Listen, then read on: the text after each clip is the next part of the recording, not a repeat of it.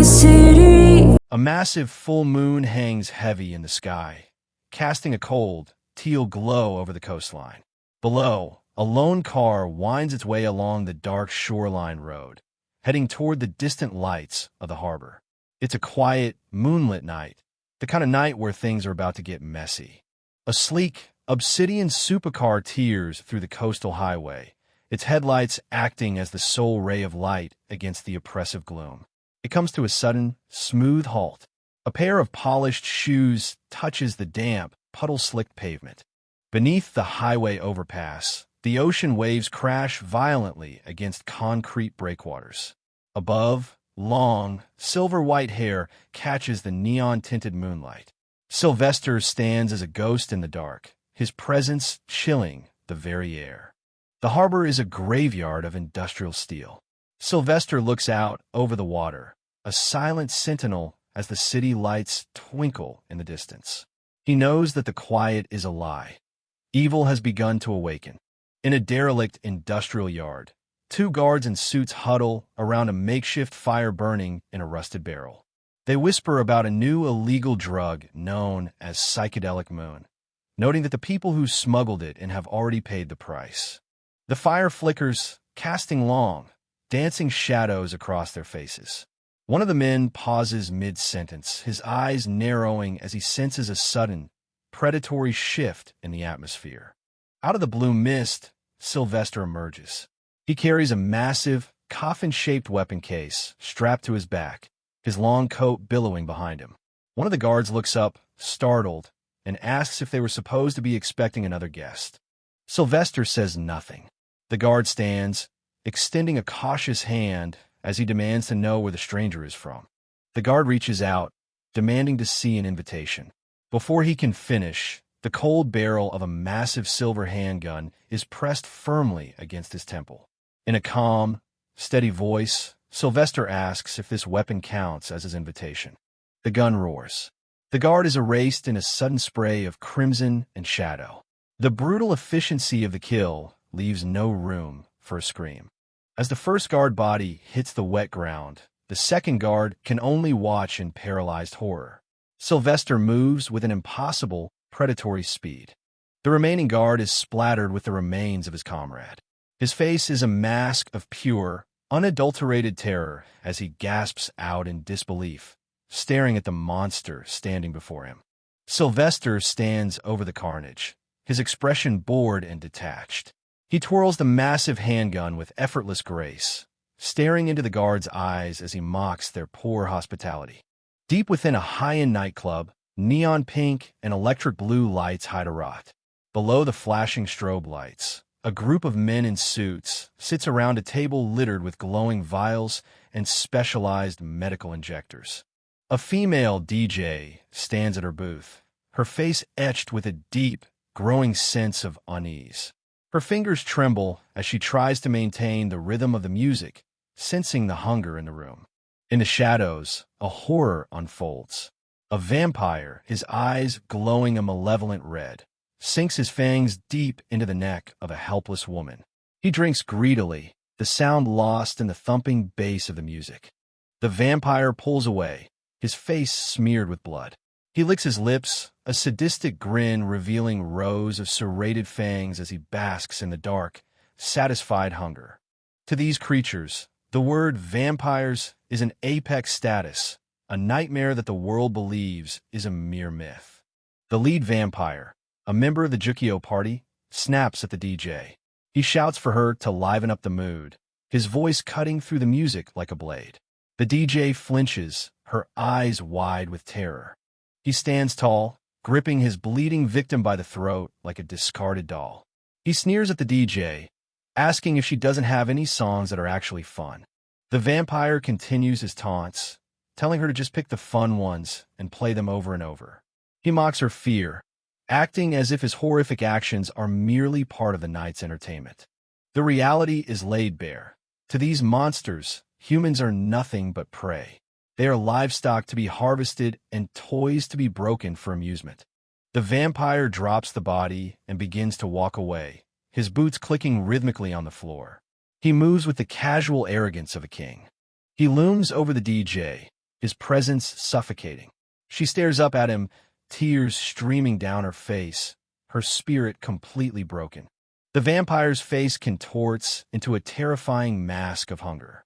He tells her that if she finds her job so difficult, he won't bother enduring his hunger any longer. To him, she is just another toy. The heavy steel doors of the club are suddenly kicked off their hinges with a thunderous impact. The music cuts out as the intrusion shocks the room into silence. Another guard falls, his life ended in a spray of blood before he can even draw a weapon. There exist beings that even vampires are afraid of. A blur of movement sweeps through the room as the vampire subordinates are cut down with impossible speed. Sylvester stands at the entrance, his silver hair glowing in the neon light. He looks around at the snarling, fanged faces and remarks with mock disappointment that they are truly hideous. He stands with one hand on his hip, the other resting on his massive weapon case. He greets the room with a cold smirk, noting that it seems the fangs have been having quite a lot of fun without him. His blue eyes glow with a piercing, unnatural intensity. He introduces the grim reality they have tried to ignore, the arrival of the vampire hunters. The vampires at the table stand up, their faces twisted in fury. They demand to know who he is, barking that he doesn't look like he has an invitation to their gathering. Sylvester's response is a blur of violence. He draws his gun and fires, the flash illuminating the room as another vampire is blasted back. He sighs, telling them they make him sad with their lack of hospitality. He stands in the center of the dance floor, holding a long, slender sword in one hand and his gun in the other. He tells the lead vampire that he understands the struggle of finding traces of their parent, the one they call Jukio. His boots click on the blood-soaked floor as he walks forward. He mockingly remarks that it is pathetic to see the mighty Jukio party members lowering themselves to conspire with third-rate street gangs.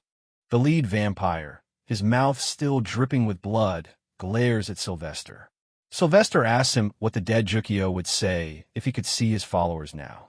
Sylvester leans in, his face lit by a harsh pink glow. He suggests that Jukio would burst into the very tears he never shed in life, mocking the vampire's fallen honor. The lead vampire's eyes narrow as recognition finally sets in. He realizes exactly who has walked into his den. The vampire describes Sylvester with a mixture of hatred and awe, the priest with long silver hair who was excommunicated from the Vatican.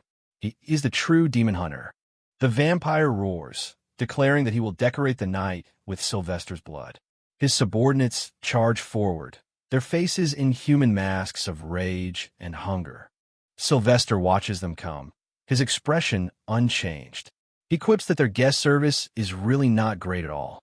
The fight explodes into a symphony of carnage. Sylvester moves through the charging vampires like a ghost, his gun barking and his sword flashing.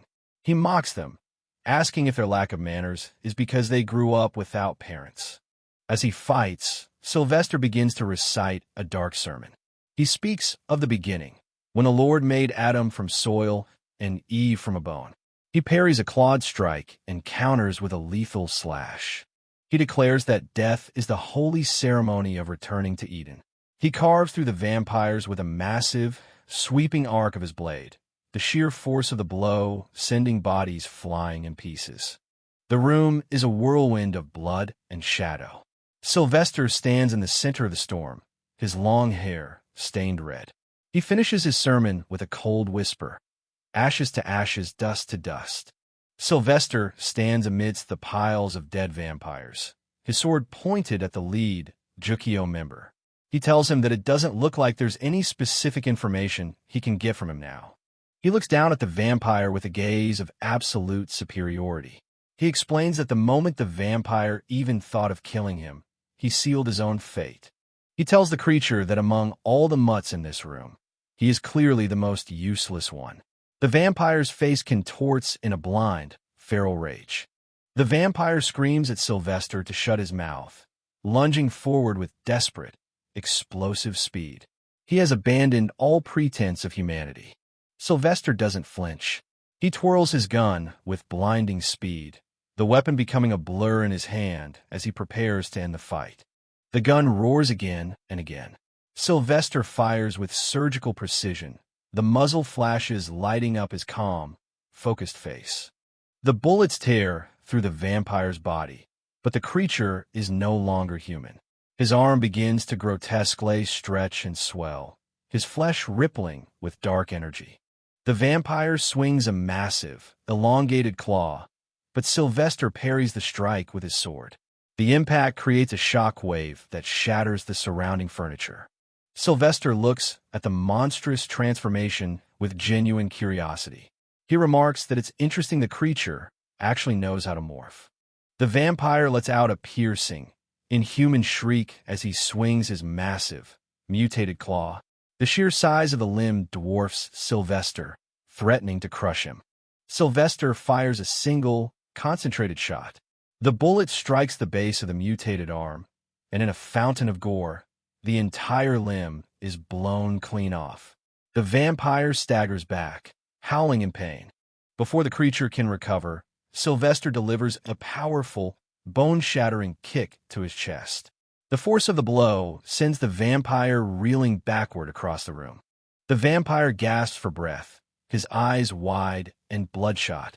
The pain is overwhelming. The arrogance is gone, replaced by the realization that he is facing something he cannot defeat. With a final, thunderous impact, the vampire is sent flying through the wall of the club, disappearing into the debris and smoke outside. The vampire lies broken amidst a pile of shattered wood and twisted metal, his body smoking from the wounds. He looks like a discarded ruin. A new voice enters the room. Jong-jun walks in with a weary sigh. He tells Sylvester to hold back a bit, his tone more like a tired businessman than a warrior. Jong-jun kneels beside one of the fallen vampires, pulling out a medical injector. He begins to systematically harvest the creature's blood. He complains that if Sylvester cuts them all up like this, there won't be enough blood left to draw. Sylvester looks at the scarred hunter, asking about Deokyeon. Jong-jun explains that he's just filling in for him today. Jong-jun continues his work, noting that the Jukyo party did indeed have a connection with the Sangdong gang. He looks around at the dead bodies with a grim, professional detachment. He reflects on the location, noting that having a hideout in a place like this was actually quite excellent for a spawning sanctuary. Sylvester, bored with the conversation, tells Jong-jun to stop talking and just finish up his work. In the background, the broken Jukyo vampire begins to twitch, his remaining limbs jerking spasmodically. The vampire's eye snaps open, burning with a red, unholy light. He lets out a final, desperate roar, his body undergoing a terrifying feralization. Sylvester and Jong-jun both turn their heads slightly. Sylvester notes with a calm, clinical tone that the creature has finally woken up. Sylvester aims his massive handgun, his coat flapping in a sudden wind. He looks down the barrel with a gaze of cold, absolute finality. The vampire attempts one last, desperate charge, but the room is filled with the continuous thunder of Sylvester's gun. The bullets strike with the force of hammers. Sylvester fires several more times, each shot hitting a vital point. The vampire's body is punctuated by explosions of blood and light as he is blown backward once again. The vampire's face is a mask of shredded meat and glowing red eyes. He is no longer a thinking being. He is a dying animal, consumed by the very power he sought to harness. The creature is sent flying out of the club, his body a twisted, bleeding wreck. Sylvester stands silhouetted against the neon light, the ultimate victor. Outside in the industrial yard, the fire in the barrel still burns. Suddenly, the mangled body of the Jukyo vampire crashes into the pavement, skidding through the wet asphalt. Despite his horrific wounds, the vampire scrambles to his feet. He begins to run, a trail of blood marking his path as Sylvester continues to fire from the darkness of the club. Sylvester and Jong-jun step out into the night air. Jong-jun watches the retreating monster and remarks that he's certainly left in a huge rush. Sylvester asks if he can leave the cleanup to Jong-jun. The scarred hunter sighs, suggesting that they should just let the creature go. He notes that with those kinds of wounds, the The vampire will die soon anyway. Sylvester stops and turns, his long hair catching the moonlight. He looks at Jong Jun with a gaze that is suddenly, terrifyingly sharp. He tells Jong Jun that if he talks like that one more time, he's going to kill him soon. His voice is flat and devoid of any humor. Jong Jun just laughs it off, calling it a violent joke. Sylvester stares him down, asking if it really sounded like a joke. Jong Jun's smile falters for a fraction of a second before he reassures Sylvester that he will do his best to clean up the mess. Sylvester walks toward the pier, his coat billowing in the sea breeze. Jong Jun starts to move the bodies, humming a dark tune as he prepares to erase the evidence. Sylvester stops by the water, looking out at the horizon. He sighs, noting to himself that things are starting to get complicated. He reflects on the battle, noting that the vampire had already lost his mind and that fertilization was in progress. It is an awakened form of the Jukio family, a sign of a much larger threat. He stands alone in the moonlight, a silent sentinel against the rising darkness. He knows that this night was just a prelude. A high-speed chase erupts on a neon-lit highway. A group of motorcycles roars through the night, dodging traffic and police cars. Among them is Jong Young-jin, his red hair visible as he weaves through the lanes. Police sirens wail as patrol cars attempt to pull the bikers over. An officer orders them to slow down if they don't want to die. A girl on the back of one of the bikes laughs manically, throwing a defiant gesture at the chasing police. She shouts for them to try and kill them if they can, fueled by adrenaline. Leading the pack is a lone rider, his body hunched low over a powerful motorcycle. Tonight, someone will become a sacrifice of the moonlit night. The rider tilts his head back, his face hidden behind a blue-visored helmet. Segun Han stares forward with a cold, focused determination as he races toward his destiny. Once, there was a time of unbroken peace, framed by the warmth of a quiet, sunlit home and a sprawling garden. It was a life of quiet stability, built by a hard-working father and a dedicated mother. An older brother stood as the perfect model student, the absolute pride of the family. Even a loyal golden retriever, Jean Dark, completed that idyllic picture. But racing through the dark, neon-streaked night, the deafening roar of a motorcycle engine entirely drowns out the silence of those fading, distant memories. Without grand ambitions or academic gifts, a restless spirit drifted. The suffocating routine of a normal life drove him to seek a different reality, one found only at breakneck speeds. On the highway, the wind violently whips around the speeding bikes.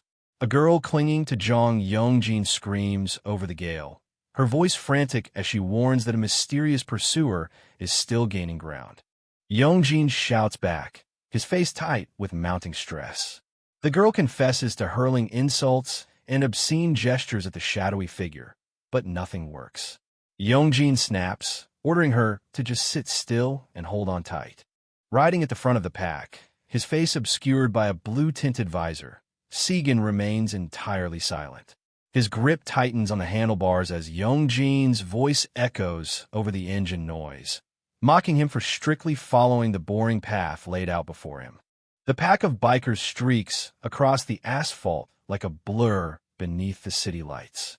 Suddenly, a deafening engine scream pierces the night as Segun veers sharply, violently accelerating away from the formation. Confusion morphs into panic. Young-jin shouts his name into the wind, watching in disbelief as the lone rider breaks away, rocketing straight toward the edge of the elevated overpass. With a sudden, deliberate jerk of the handlebars, the bike launches off the freeway. For a heartbeat, the machine and rider are a soaring silhouette against the city skyline before plunging into the abyss below.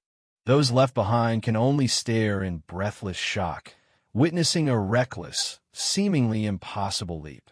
Gravity loses its hold. Falling through the dark, the wind howling violently against his helmet, Segun briefly shuts his eyes to embrace the weightless, absolute thrill of pure freedom.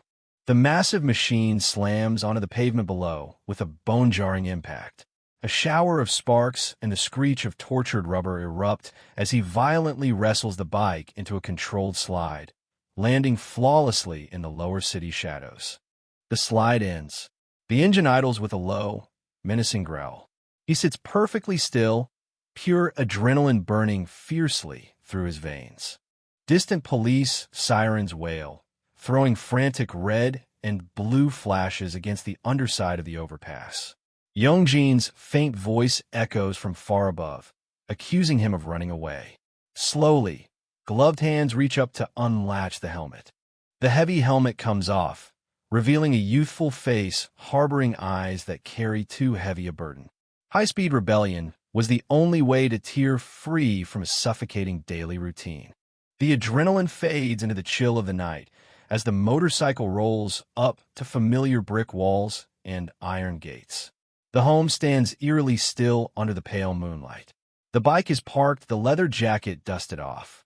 Approaching the front door, a heavy, deeply unnatural silence presses down upon the house. No greeting from the dog, just a suffocating stillness. The heavy door swings open. The words of a casual greeting rise, only to die instantly in his throat. A foul, overwhelming stench strikes like a physical blow, the sickeningly sweet rot of something dead.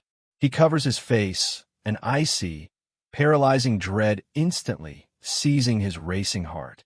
Looking down, a distorted reflection stares back from a dark, viscous puddle. A ragged gasp escapes as the horrifying truth sets in. His boots are standing deep in a thick pool of fresh blood. Stumbling backward, the word blood falls from trembling lips into the suffocating hallway. The pale light spilling from the open door illuminates absolute carnage. The house is swallowed in pitch darkness, saturated with a thick, choking stench of copper and rotting meat. The lights were not simply off. They were violently extinguished for a reason. Pure shock crystallizes into a cold, desperate survival instinct. The house is not empty. Staring into the pitch-black maw of the home, certainty sets in. A predator is waiting inside. Against the blood-slicked floor, his small shadow looks terrifyingly fragile. A desperate hand reaches out, white-knuckled fingers closing around a heavy metal rod near the entrance.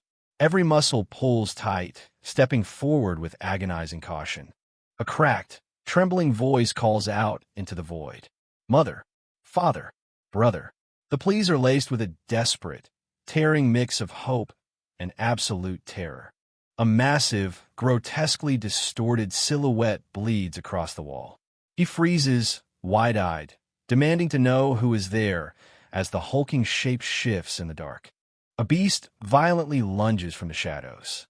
It is a dog, but its form is a twisted, monstrous perversion, flesh sloughing off to expose raw muscle and bone.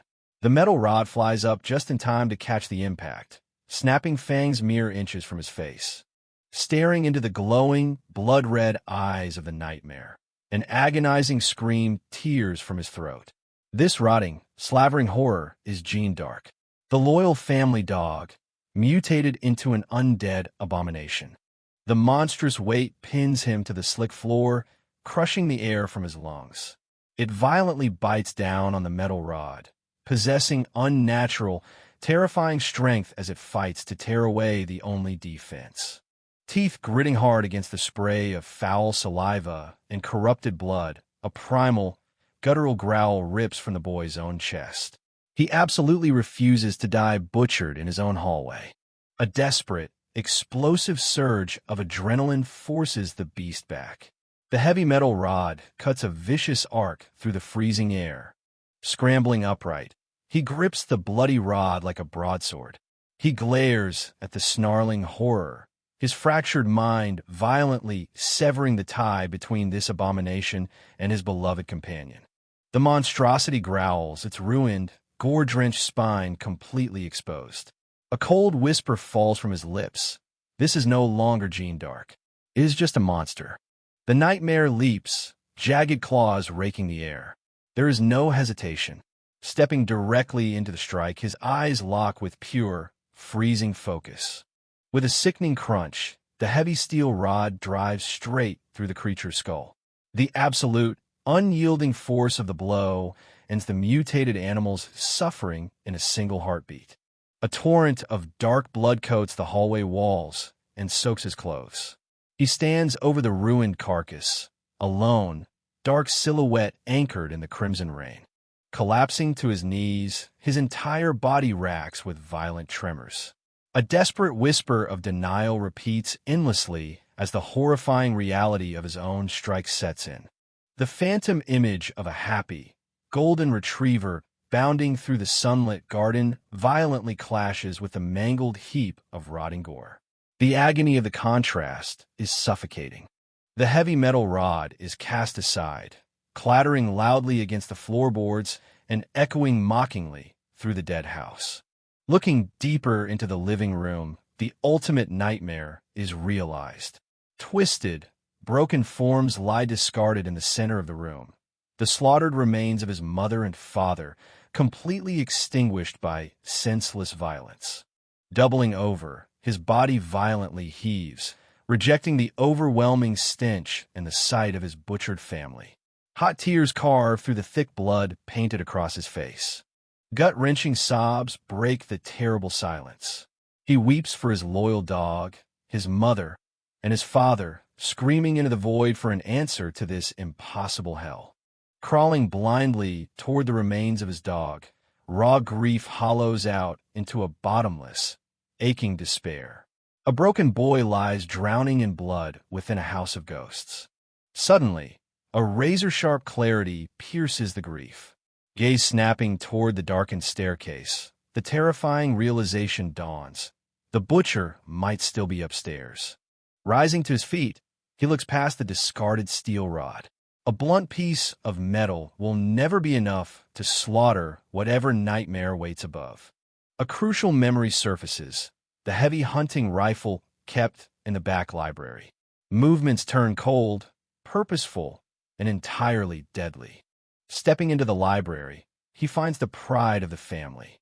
The model student sits slumped against the bookshelves, glasses shattered, his chest violently torn open. A shotgun lies discarded by his side. The bloody scene tells the final story, an older brother fighting back, only to be effortlessly butchered. Standing over the body, the absolute last tether to his old life violently snaps. Kneeling beside the body, a trembling hand rests gently upon a cold shoulder. A whispered apology falls from his lips, thick with a dark, burning resolve. Lingering for a fleeting moment, holding the lifeless hand, the agonizing regret of not arriving just minutes sooner threatens to swallow him whole. A shard of broken glass catches his reflection. The face staring back is a horrific mask of blood, tears, and eyes hardened into something utterly unrecognizable and dangerous. Fingers steady in the face of pure chaos, he picks up the heavy weapon. The loud, metallic click of a shell, sliding perfectly into the chamber, is the only sound left in the tomb.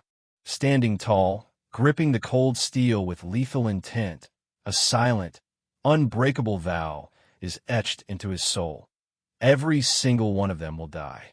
Brushing the barrel of the gun, a startling realization hits. The metal is still hot. The weapon was fired during struggle. But a chilling question rises. Why would an intruder leave such a dangerous weapon behind? A new, terrifying clarity dawns. Gripping the gun tighter, teeth baring in a feral snarl, he silently challenges the darkness, daring the monsters to underestimate him. Staring toward the open door, the horrific truth anchors itself deep in his mind. He should have known what was waiting for him. Every step up the wooden staircase carries the crushing, heavy weight of pure vengeance.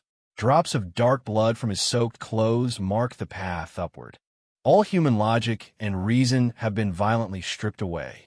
The absolute clarity burning in his chest belongs to a world far beyond the mundane life he once knew. A sudden, freezing presence paralyzes his ascent. Looking up, eyes widen in absolute horror as an immense, unnatural shadow swallows the landing. A pale, elongated foot steps out of the blackness. The skin is a rotting, leathery gray, ending in thick, razor-sharp black claws. A massive, grotesque hand grips the wooden doorframe. The heavy timber violently splinters and cracks beneath the impossible strength. A towering, spindly silhouette looms above, its eyes burning with a sadistic, malevolent red light.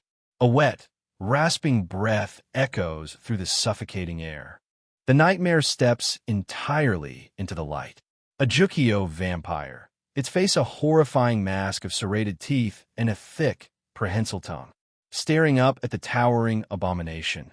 The final shreds of reality shatter. This is a monster that exists completely beyond the boundaries of human logic. Throughout a person's life, there are rare, suffocating moments that leave them completely speechless. These are the instances where all emotion seems to evaporate into thin air, and rational thought hits a sudden, immovable impasse. Such sudden stillness might occur when someone crosses paths with a beloved idol in the flesh, their breath stolen by an unexpected wave of pure awe. Or perhaps it descends during the agonizingly awkward silence that follows a terrible joke, where the mind simply short-circuits and gives up trying to find a response. It can even happen when standing before a sunset of such profound, overwhelming beauty that the human tongue feels entirely insufficient to capture the painted sky. But for Segun Han, that absolute speechlessness stems from a place of pure, primal terror. Frozen at the bottom of the stairs, he stares up at the spindly, red-eyed nightmare that has violently invaded his home. Hot tears carve jagged tracks through the fresh blood coating his face. He is entirely paralyzed, his mind violently reeling as he stands isolated amidst the butchered wreckage of his entire life. The creature unleashes a deafening, piercing shriek and lunges from the shadowed second floor. Driven solely by the deepest survival instinct, Segun raises the heavy hunting rifle, aiming the barrel at the descending horror. The gun roars to life. A violent flash of orange muzzle fire illuminates the dark hallway. But the vampire is impossibly fast. It contorts mid-air, the heavy shell whistling harmlessly past its elongated frame. The monster doesn't merely dodge, it unleashes a devastating counterattack. A massive, gray limb swings with the crushing momentum of a wrecking ball, slamming into Segun before he can even attempt to pump another shell into the chamber. The sheer force of the impact launches Segun backward. He crashes straight through the wooden railing, tumbling down the remaining stairs as his body is violently tossed like a fragile rag doll. He hits the floor with a sickening, bone-jarring thud. The rifle clatters away into the darkness. For a long, terrifying second, he simply lies there, watching the room spin in dizzying shades of bruising blue and wet crimson. White-hot pain flares through his side. A ragged gasp escapes his lips as the agonizing realization sets in. His shoulder has been wrenched from its socket. Trembling violently, he reaches out, his fingers slipping uselessly against the slick, blood-flooded floorboards. A fleeting, desperate thought crosses his fractured mind. He could have run. He could have barricaded a door, frantically dialed the police, or screamed in the night for the neighbors to save him. But those options are already dead. Towering above him, the Jukio vampire looms.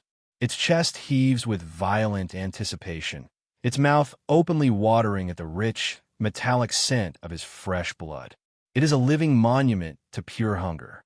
The monster steps casually over his broken body, its razor-sharp claws trailing a deep groove along the wallpaper.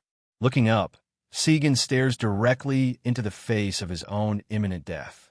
The vampire's visage is a terrifying ruin of rotting gray flesh and jagged rows of needle-like teeth. A long, purple tongue slithers out, tasting the thick copper-laced air. In that paralyzing moment, Segun understands exactly why he didn't run. The terror was far too absolute for human logic. When true, unadulterated horror arrives, the mind doesn't strategize. It simply shuts down. His blurring vision locks onto the heavy rifle lying just out of reach. He cannot explain the sudden, reckless surge that takes over his limbs.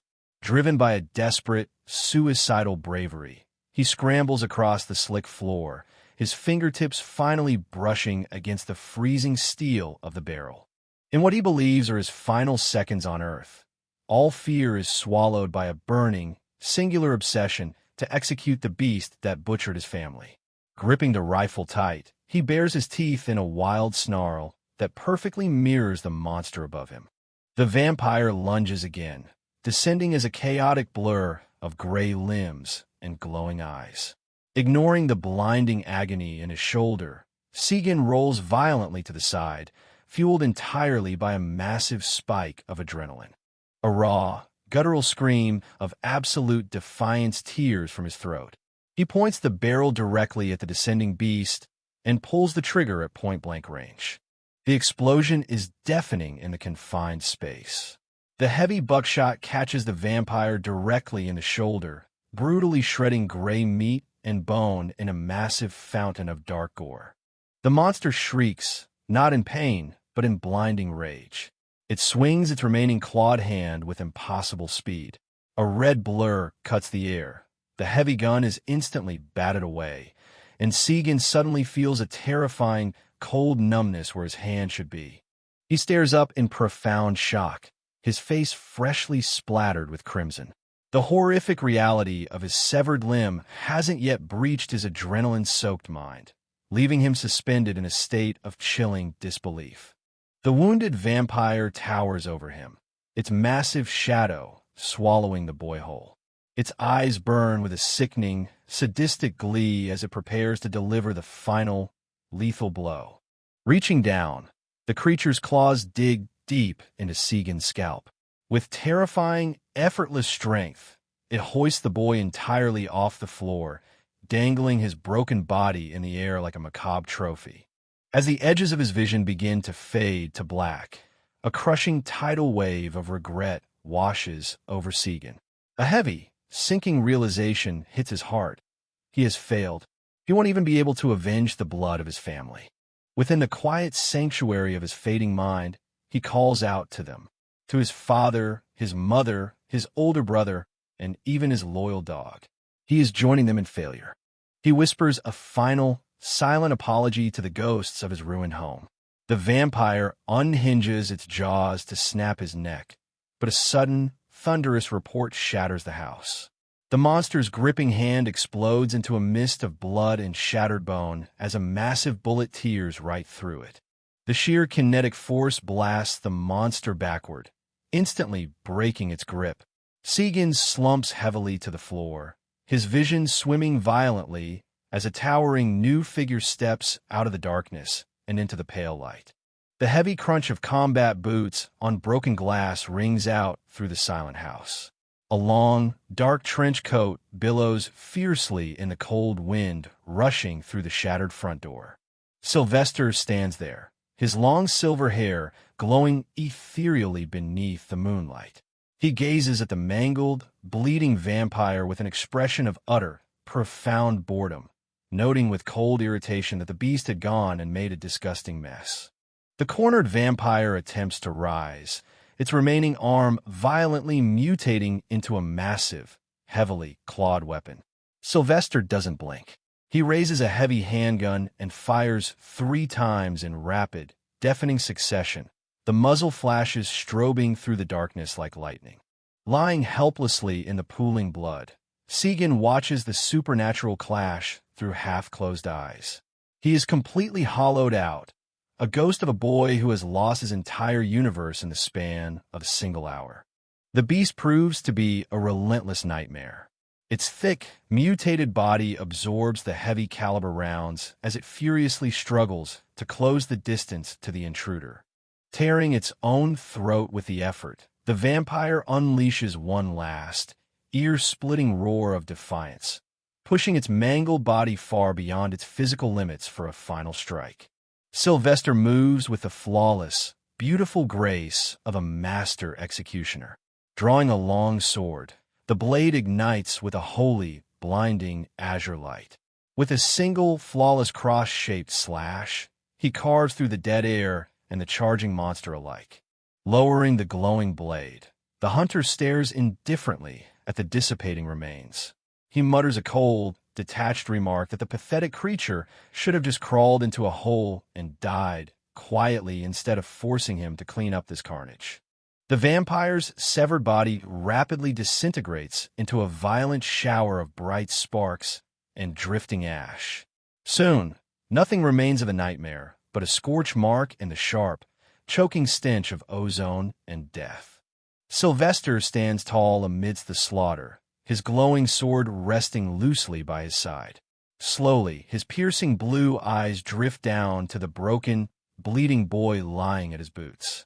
As he looms over the survivor, a low, melodic voice begins to recite dark scripture into the silence. He speaks of the ancient, written word, declaring to the empty room that there is no one righteous, not even one. The grim sermon continues, his voice echoing over the blood-stained walls, stating that all have sinned and fallen drastically short of the glory of God. His crystalline eyes remain perfectly cold, entirely devoid of human mercy. Staring directly into Segun's fading eyes, he tells the boy he can curse the world all he wants.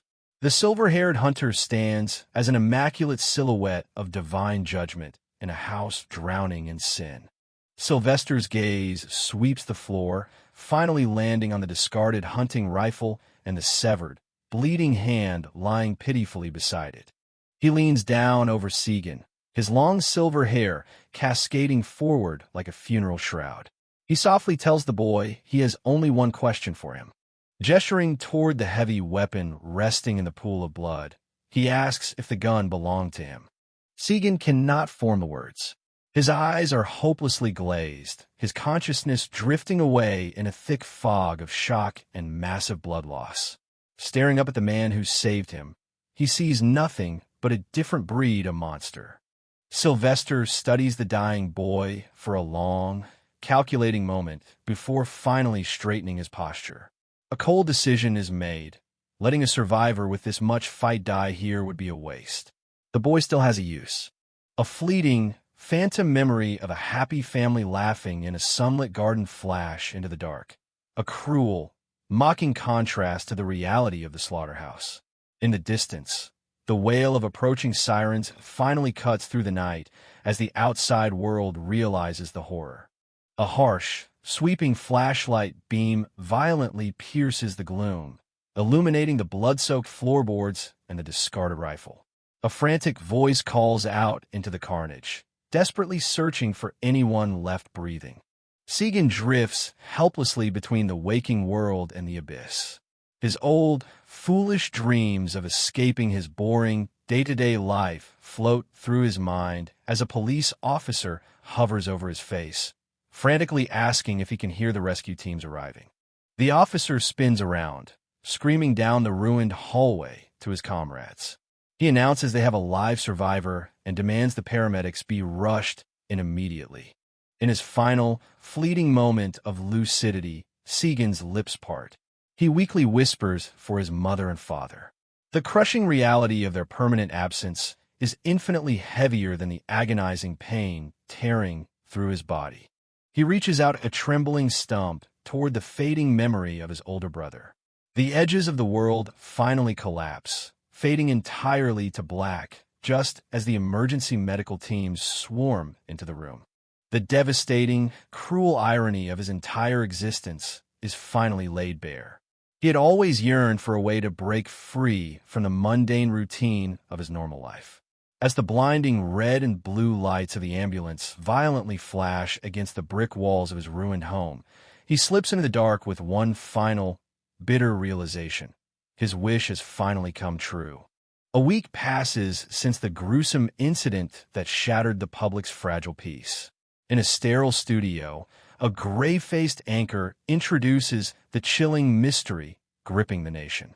The grim details unfold.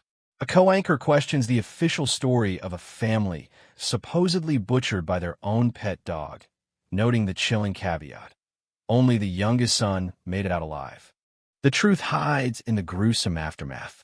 A long, double-barreled hunting rifle lies discarded on a floor stained black with dried blood. The sheer scale of the carnage defies the narrative of a rabid hound. especially since the surviving boy was found clutching the weapon, its barrel still warm from being fired. Rumors fester in a nearby schoolyard. A young student adjusts his glasses, callously whispering that the older brother was the golden child. With a cynical shrug, he suggests the massacre was born from a younger sibling's deeply buried, violent jealousy. Across town, Jong Yongjin leans against a wall with a girl at his side, reflecting on the survivor. Han Segun was known for tearing up the streets on his motorcycle, yet he never carried the aura of a street thug. Still, Yongjin admits a quiet, intangible shadow always clung to the boy. A blinding flash of white light pierces the gloom. Beneath the merciless glare, Segun Han stands frozen. Dark, hollow circles carve into his face, his hood pulled low to hide his disheveled hair. He stares with numb detachment, suffocated by the endless sea of staring faces. A claustrophobic tunnel of journalists and rapid-fire flashes swallows him whole. Vultures in suits scream over one another, demanding a single word, a shred of justification for the slaughter. Their voices bleed into a deafening cacophony of manufactured sympathy and thinly veiled accusations. The relentless onslaught continues, microphones thrust forward like jagged spears. The crowd demands a motive, their faces contorted by a ravenous desperation to unearth a scandalous, bloody secret hidden within the boy's ruined life. A hand shoves a recorder mere inches from his face, a voice pleading for a statement. Segun stares right through it. His hollow expression remains unbroken, but his fractured mind plunges violently back into the inescapable shadows of that night. The horrific memory strikes with the force of a physical blow. The Jukio vampire towers in a blood-drenched haze, its face a grotesque ruin of gray flesh and needle-like teeth. The nightmare sneers, mocking Segun's previous rebellious detachment, asking if this slaughter wasn't precisely what he wanted while he was out finding peace on his motorcycle. From the pitch-black void behind the creature, a legion of red-eyed shadows slithers forward. The monster's voice drips with venom as it asks if the boy truly believes he has earned the right to feel any anger over his family's butchered remains. The sensory overload shatters his trance. Segun violently trembles, a single, desperate denial escaping his lips, evaporating into the cold, unforgiving air. The crushing pressure finally snaps. Segun violently shoves his way through the suffocating mob of reporters, screaming for them to leave him be as his boots hit the asphalt. In his heart, the bitter truth takes root. He is simply running away. He flees from a reality too agonizing to name, a tiny, frantic silhouette swallowed by the towering gray monoliths of the city. His memories of the massacre remain jagged and fragmented, leaving him to wonder if his own mind is forcefully burying the horrors he refuses to face. The flight ends in the cold isolation of a damp alleyway. His face violently contorts as a sudden, ragged sob rips through his chest. He bites down on his own grief, desperate to believe the waking nightmare was nothing more than a hallucination. His mind drags him back to the moment clarity returned at the blood-soaked crime scene. Sitting amidst the flashing yellow lanterns and scrambling police, the impossible truth settled in. The monster's corpse had vanished without a single physical trace. An officer's heavy hand rests gently on his shoulder, offering empty comfort. But Segun's entire focus is anchored to his own arm. He remembers the blinding agony of it being completely severed. Yet, impossibly, the limb is perfectly attached. He raises his trembling fingers toward the harsh light, catching sight of the faint, rust-colored blood trapped beneath his nails. The phantom pain lingers, making the entire massacre feel like a fever dream that never touched the real world. The visceral horrors blur into a suffocating crimson smear. For a fleeting, merciful moment, he managed to forcefully bury the metallic stench of blood, the piercing screams, and the physics-defying violence. He battles to suppress the image of his family lying shattered on the floor, the metal rod he swung in a pathetic, desperate defense now reduced to a useless scrap of memory. Yet the monster refuses to be erased. Its elongated, twisted limbs and glowing, violet eyes are permanently seared into his subconscious, ruling his every nightmare. Beside the beast, another phantom lingers, Sylvester. The silver-haired stranger who stood immaculate amidst the unimaginable gore, emanating a cold, almost divine indifference. Segun's mind returns to his final moments in the ruined house, sitting alone in the darkened hallway framed by the stark white chalk outlines of his family. The devastating realization had set in. There was nothing left to stay for. Gazing at the shadowy, faceless masses of the city, he accepts a lonely truth. The horrors he witnessed belonged to a dark reality no ordinary person would ever dare believe. He wanders the neon-drenched veins of Seoul, his hood pulled tight against the chill as he tries to dissolve into the sea of pedestrians. But true escape is an illusion. The ghosts follow him everywhere. The haunting image of his brother, slumped lifelessly in the library, suffocates him. The home he once knew has transformed into a hollow tomb, guarding the most agonizing memories he possesses. Reaching up, he hauls open a heavy garage door. Pale morning light bleeds into the dusty space, illuminating the floating motes in the cold air. He stands in solemn silence before his motorcycle. It is the final, fragile tether to the boy he used to be. A hollow ache carves out his chest as he accepts that he truly has nowhere left to call home. Clad in a blue jacket embroidered with intricate flowers, he stares out into the void with a grim, unyielding stoicism. Both the ruined world inside his home and the oblivious world outside are now entirely alien to him. The engine erupts with a deafening, guttural roar, violently shattering the silence of the highway. Segun leans hard into the biting wind, the roaring machine acting as a desperate extension of his need to escape. The frantic ride ends on a desolate, high ridge. Pulling off his helmet, Segun stares out at the endless horizon. Deep exhaustion is carved into his youthful features, dragged down by the heavy toll of mere survival. Far below, the sprawling metropolis of Seoul glitters like a carpet of shimmering blue and white diamonds.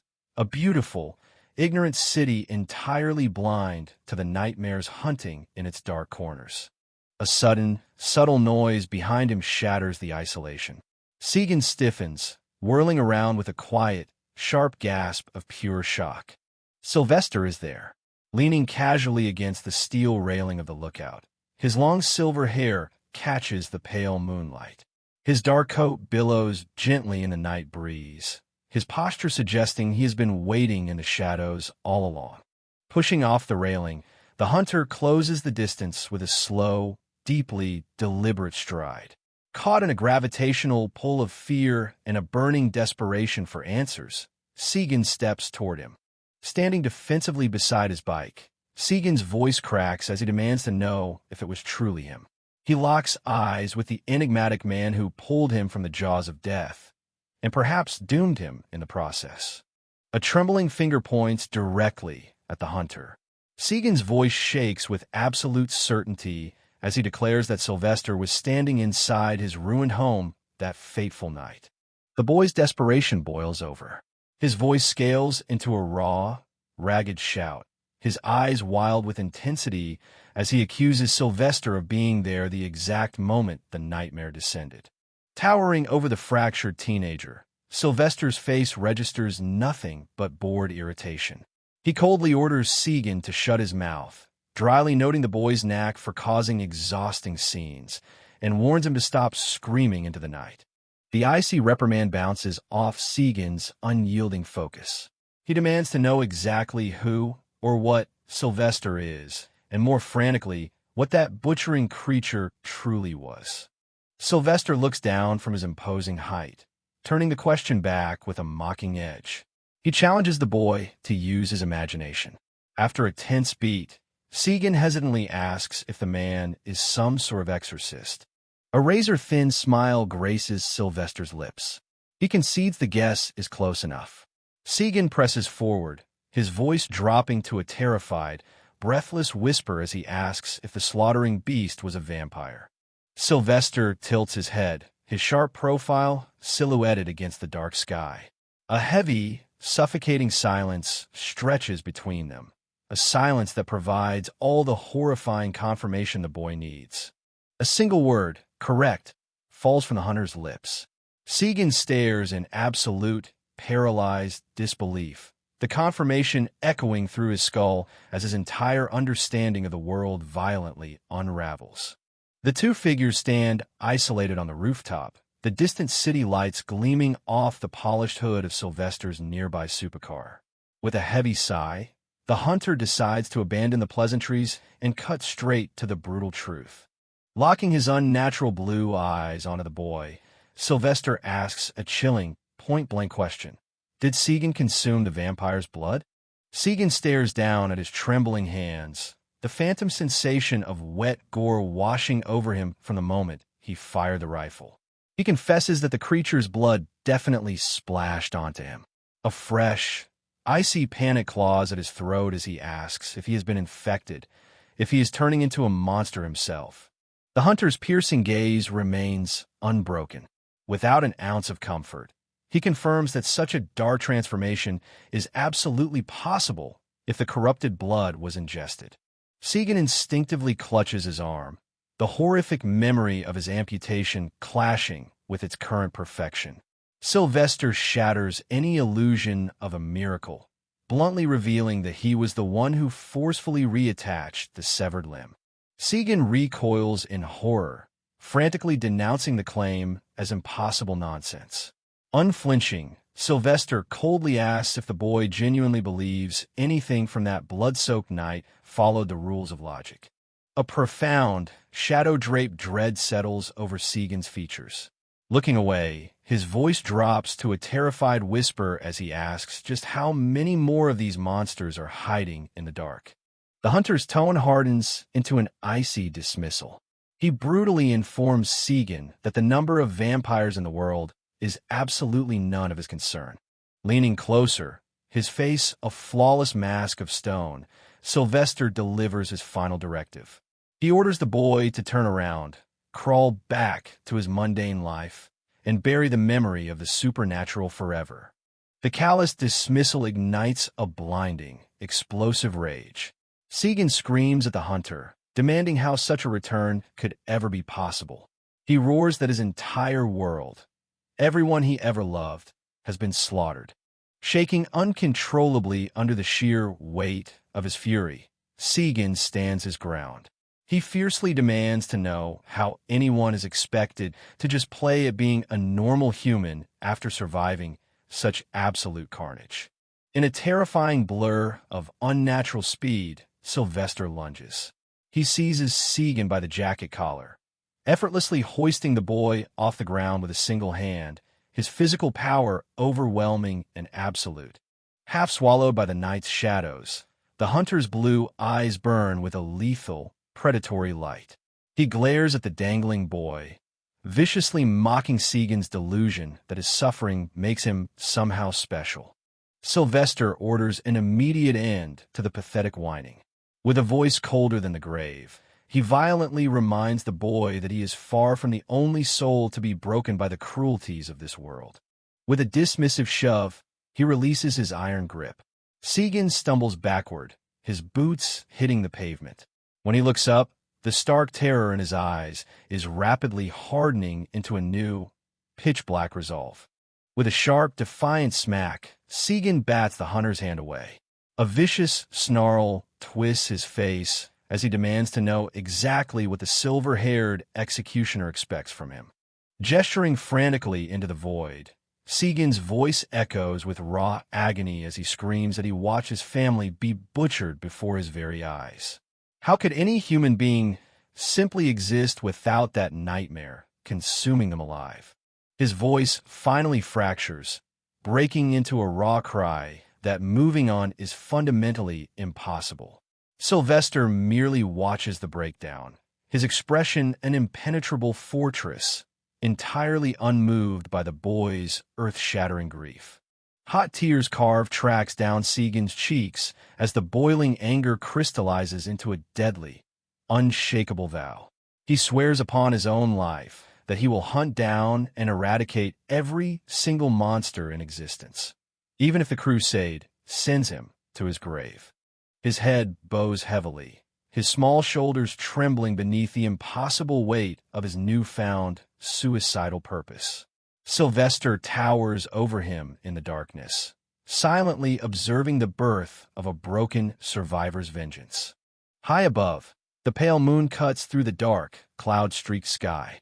Sylvester releases a long, weary sigh, quietly muttering to the night that the boy is nothing more than an insufferable, aggravating nuisance. A sharp, melodic chime cuts through the quiet shop. Behind the counter, the shopkeeper looks up, her weary familiarity mingling with sudden curiosity. Beside her, Jong-jun sits, morning light spilling across the wooden floor to illuminate his scarred, partially obscured face as his eyes lock onto the entrance. The heavy door swings wide, revealing Sylvester. His long, silver hair catches the light like a halo of cold steel as he steps inside with an effortless, predatory grace, his dark trench coat billowing. Close behind him follows Segun Han, his eyes shadowed and posture tense, a stark contrast to the hunter's chilling composure. The shopkeeper offers a casual, almost playful greeting, calling the imposing figure Sylvie. The response is immediate and freezing, a sharp reminder of how deeply the hunter despises the moniker. Ignoring the attempt at levity, his calculating gaze sweeps the room, hunting for the information he needs. The shopkeeper offers a faint, knowing smile at Segun, silently acknowledging the newest soul dragged into their dangerous circle. Jong-jun rises slowly, his eyes narrowing as they settle on the boy.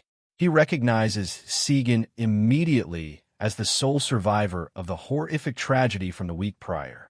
Moving deeper into the shop, Sylvester wastes no time. His voice is flat and demanding as he presses for an update on their ongoing hunt. The news delivers a bitter blow. Jong-jun admits their primary lead has slipped through their fingers, fleeing Korea entirely. Sylvester's face remains an unreadable mask, but the temperature in the room seems to plummet. A rare flicker of frustration finally breaks the hunter's stoic facade. Sinking into a chair, he presses a gloved hand to his forehead, grappling with the realization that their elusive prey has vanished once again. A thick, suffocating silence settles over the shop, heavy with the weight of failure. Leaning against the counter, Jong-jun turns his skeptical gaze back to Segun. In a low, guarded tone, he questions the wisdom of dragging this fragile-looking survivor into their merciless world. The scarred hunter makes no effort to soften his assessment. Staring at Segun's slight frame and haunted eyes, he dismisses the boy as far too brittle for the carnage ahead. To him, Segun is a glaring liability, a child stumbling into a deadly game guaranteed to swallow him whole. Sylvester looks up, his piercing blue eyes locking onto the others. With brutal honesty meant as much for the boy as for Jong-jun, he states that Segun requires no shielding. The boy has already survived the horrific truth firsthand. Leaning forward as the shadows carve sharp lines across his face, Sylvester delivers an absolute finality. Fighting monsters is a burden never meant for mere humans. The gap between humanity and vampires is a vast evolutionary chasm, impossible to cross with sheer willpower alone. The lingering ghost of the Jukyo vampire hangs heavily in the air. Sylvester recounts the brutal reality. The second a human drops their guard, a vampire can shatter bones and shred muscle faster than a blink. The grim question remains, how could flesh and blood ever hope to stand against such apex predators? Reaching into his dark coat, Sylvester produces a small, glowing capsule, swirling with deep blues and vibrant pinks. It looks more like a precious jewel than medicine. This is the psychedelic moon, the solitary, desperate tool that offers humanity a fleeting chance at survival. He lays bare the terrifying cost of such power. Swallowing the drug forcefully numbs all physical pain, flooding the veins with a strength impossibly far beyond natural limits. It is a violent, temporary bridge across the evolutionary divide, forging a victim into a predator. Yet the toll is utterly devastating. The deeper one leans on this stolen strength, the faster their mortal body rots away. Refined from the very blood of vampires, a single misstep guarantees the user will twist into the exact monster they are sworn to hunt. It is a one-way road ending only in a lonely, hollow death. The hunter's unyielding eyes lock onto Segun's. He challenges the boy, demanding to know if the fiery thirst for vengeance still burns now that the horrifying price has been dragged into the light.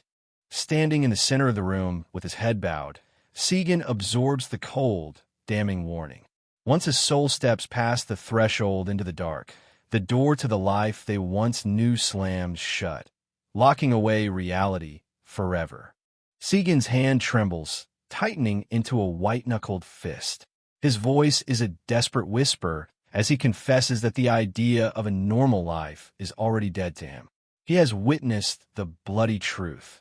His old world has already been burnt to ashes. Driven by raw impulse, Segun lunges for the glowing capsule. But the hunter is terrifyingly fast, his hand snapping out to snare the boy's wrist with bone-crushing strength. He fiercely reprimands the reckless attempt to seize such dangerous power without permission or preparation. Refusing to cower beneath the iron grip, Segun glares back. His face is a defiant mask of desperate, unyielding fury. The air crackles with electric tension, catching everyone in the brutal clash between a seasoned executioner and a raw, deeply wounded survivor. A deep, gravelly voice finally breaks the stalemate. Song Deok-yeon steps from the periphery, his massive frame and scarred visage radiating a veteran's unshakable authority. He eyes Segun with a mix of dry amusement and genuine respect, noting that while the boy is undeniably reckless, he harbors a fierce, undeniable heat. Slowly, Sylvester releases the boy's wrist. Turning to the towering veteran, he entrusts Segun to Deok-yeon's care. The command is blunt. Train the survivor just enough so he doesn't immediately die in his first skirmish. With a weary but obedient nod, Deok-yeon accepts the heavy burden. The massive veteran places a heavy, calloused hand upon Segun's head. His voice turns chillingly somber as he welcomes the boy to the world of the Mad Moon. It is far less a greeting than it is a bleak initiation into a waking nightmare. Without another glance at the boy, Sylvester pivots back to his own ruthless crusade. He barks rapid orders to secure a boat to Mexico, moving with a renewed, cold urgency that leaves the newly initiated survivor entirely in his wake. Segun stands frozen. The crushing weight of Deok-yeon's hand and the abrupt departure of the silver-haired hunter leave him reeling in profound confusion, realizing he's been abruptly abandoned with a complete stranger. Shaking off the shock, he bolts out the door, chasing Sylvester down just as the hunter reaches his supercar. Breathless, Segun demands to know how the very man who saved his life could simply vanish abroad, leaving his training to someone else. Pausing with his hand on the door, Sylvester casts a glance over his shoulder. A cold, razor-thin smile touches his lips as he dismisses the boy's desperate hope as utterly ridiculous. He makes it devastatingly clear he never had any intention of playing the mentor. From the shadows of the doorway, Jong-jun watches the exchange, heavy skepticism etched into his features. He openly doubts whether this fractured kid can truly be forged into a weapon. Deok-yeon answers in Sylvester's stead, a wry grin crossing his scarred face as he vows to push the boy to his absolute limits. Sylvester's final, chilling words echo through the cold night air, a permanent seal upon Segun's entry into the world of the Mad Moon. Stranded on the pavement, the boy watches in silence as the supercar roars to life and tears away into the suffocating darkness. A full year passes. Beneath a bright, deceptively peaceful sky, the sprawling metropolis of Seoul hides its rotting underbelly. In the heart of a high-end district, the Beania Club stands tall, a glittering monument to dark excess and carefully buried vices. A sleek black sedan glides to a halt before the club's entrance. The doors open to reveal Cheon Yong-hoo, the fearsome deputy boss of the Sangdong gang. Impeccably dressed in a pristine white suit with a heavy gold chain catching the sunlight, his face is twisted into a permanent, dangerous scowl. The sidewalk is lined with identical, black-suited enforcers.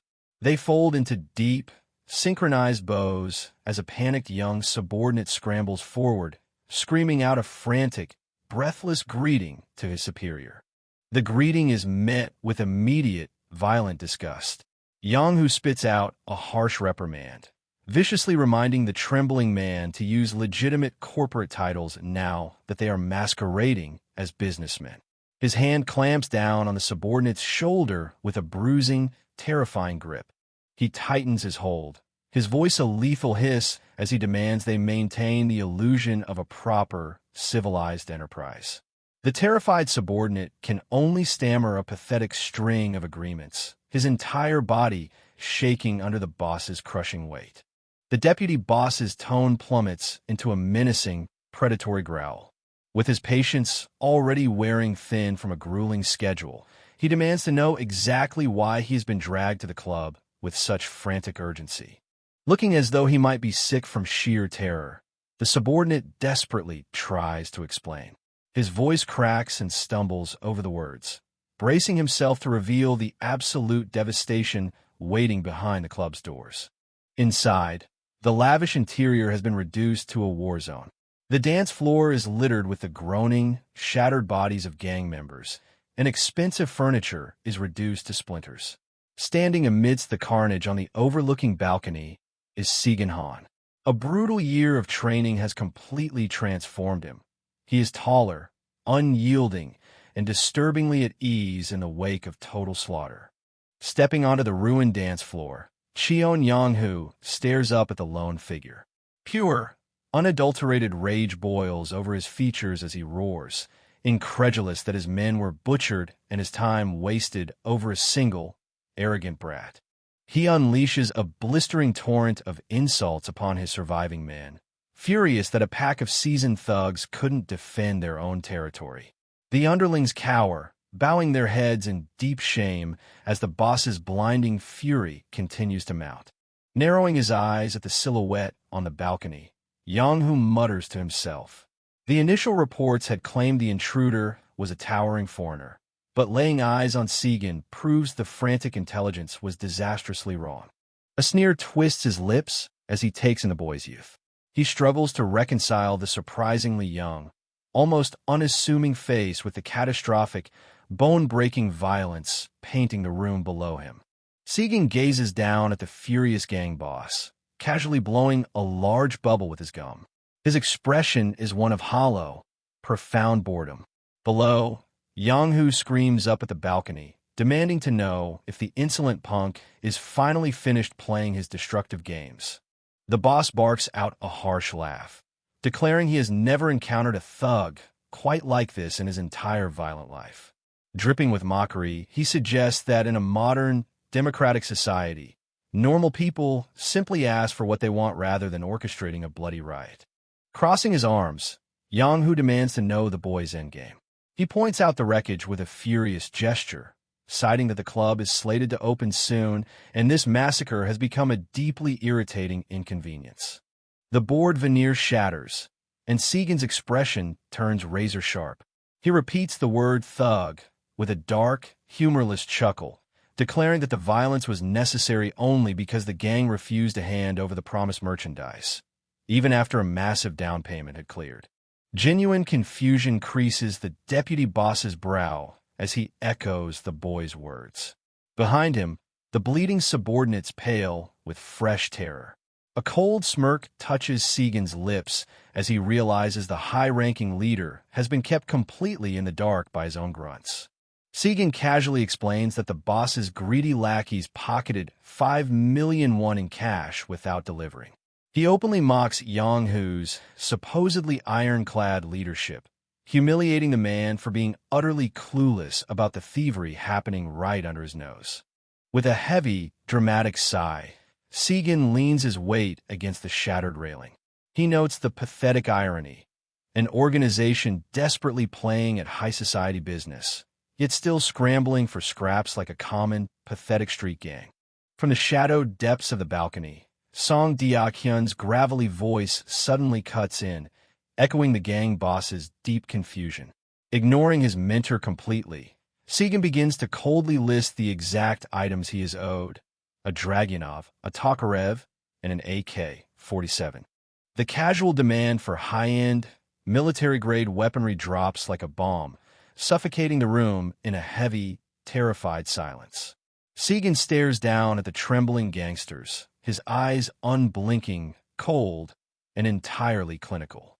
Yang-hu throws his head back and barks out a harsh, mocking laugh that echoes off the blood-stained walls. He brutally belittles the boy, asking if the arrogant punk genuinely believes 5 million won could buy even a fraction of that arsenal on the unforgiving black market. Dya-kyun barks at his protege, demanding to know if the boy actually understands the incredibly dangerous fire he is playing with. Turning his head, Segun offers his mentor a perfectly blank, terrifyingly calm stare, asking exactly what it is he is supposed to fear. Then the boy drops a catastrophic bombshell. His voice rings out crystal clear over the wreckage as he reveals he knows the gang's deepest secret. They are illegally intercepting the influx of Russian and Chinese black market weapons and monopolizing the entire national distribution. He twists the knife deeper, pointing out that this absolute monopoly is the only reason they can extort buyers with such astronomical markups. Below, Yang-hu's mocking laughter abruptly dies. His face hardens into a mask of stone-cold, murderous calculation. Sensing the boiling point, Dya-kyun tries to interject from the shadows. Feigning exasperation, the veterans suggest they simply hand the delusional boy over to the police and wash their hands of the messy affair. The deputy boss rubs the bridge of his nose, looking profoundly exhausted by the boy's death wish. But Segun leans forward, a wicked, taunting edge slicing through his voice as he dares the boss to make that call. Leaning far over the balcony, his face half swallowed by the shadows, Segun delivers a whispered, devastating threat that freezes the blood in the boss's veins. He would be more than happy to inform the authorities that the gang has graduated from smuggling guns to drowning the city in illegal drugs. The fragile atmosphere in the club instantly shatters.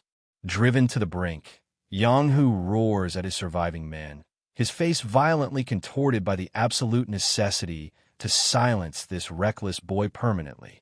Locking eyes with Segun, the deputy boss's glare promises a slow, unimaginably agonizing death.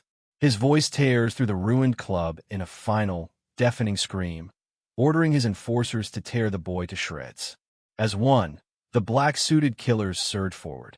Within the dimly lit confines of the club, the air vibrates with a sudden, sharp tension. Song Dya-kyun's voice booms through the space, demanding to know what the men are doing. Two towering guards, clad in heavy black overcoats, bow their heads in shame before the furious deputy boss of the Sangdong gang. Cheon Yang-hu's face is a contorted mask of purple rage, his teeth bared in a snarl that reveals a predatory edge. He doesn't waste words, barking a command to his subordinates to turn the intruder into sashimi immediately. The order is a death sentence, delivered with a chilling, cold-blooded finality.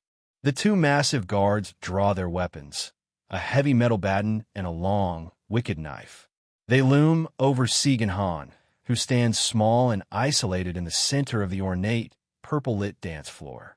Segun remains still, his hands tucked into his pockets, seemingly unfazed by the lethal steel closing in on him. Under the brim of his black cap, Segun's eyes are cold and analytical. He adjusts his glove, the sound of his knuckles cracking punctuating the silence. There is no fear in his gaze, only the calculated focus of a predator waiting for the right moment to strike. One of the guards lunges forward, swinging the heavy baton in a wide, crushing arc. Segun reacts with a blur of movement, ducking low and allowing the weapon to whistle harmlessly over his head. The floor beneath him seems to ripple as he shifts his weight for a counter. Segun weaves through the space between the two attackers with impossible grace. As the guard with the knife tries to adjust his stance, Segun is already behind him, his movements so fast they leave a trail of after-images in the strobe light. In a sudden explosion of violence, Segun drives a fist directly into the guard's face. The impact is thunderous, sending a shock wave through the room. The guard's head snaps back, blood and teeth spraying into the air as the force of the blow lifts him off his feet. Before the second guard can recover, Segun is on him. He moves like a coiled spring, ducking under another desperate swing of the baton. His expression remains stoic, his focus absolute, as he executes a perfect defensive maneuver. Segun delivers a bone-shattering punch to the guard's midsection, followed by a series of precise, lightning-fast strikes. The guard gasps in agony, his face contorting as he realizes he is completely outmatched by the boy he was ordered to kill. Cheon-yang, who can only watch in stunned silence as his two best men are systematically dismantled. The intruder stands over the fallen guards, his posture relaxed and victorious. The boss's mind reels, unable to process how one child could take down two seasoned enforcers on his own. Segun turns his back on the carnage, walking away with a rhythmic, confident stride. Each step on the patterned tile floor echoes with a newfound authority. He is no longer the victim of the night. He is the one dictating its terms. He stops directly in front of Cheon-yang, who, the height difference between them irrelevant.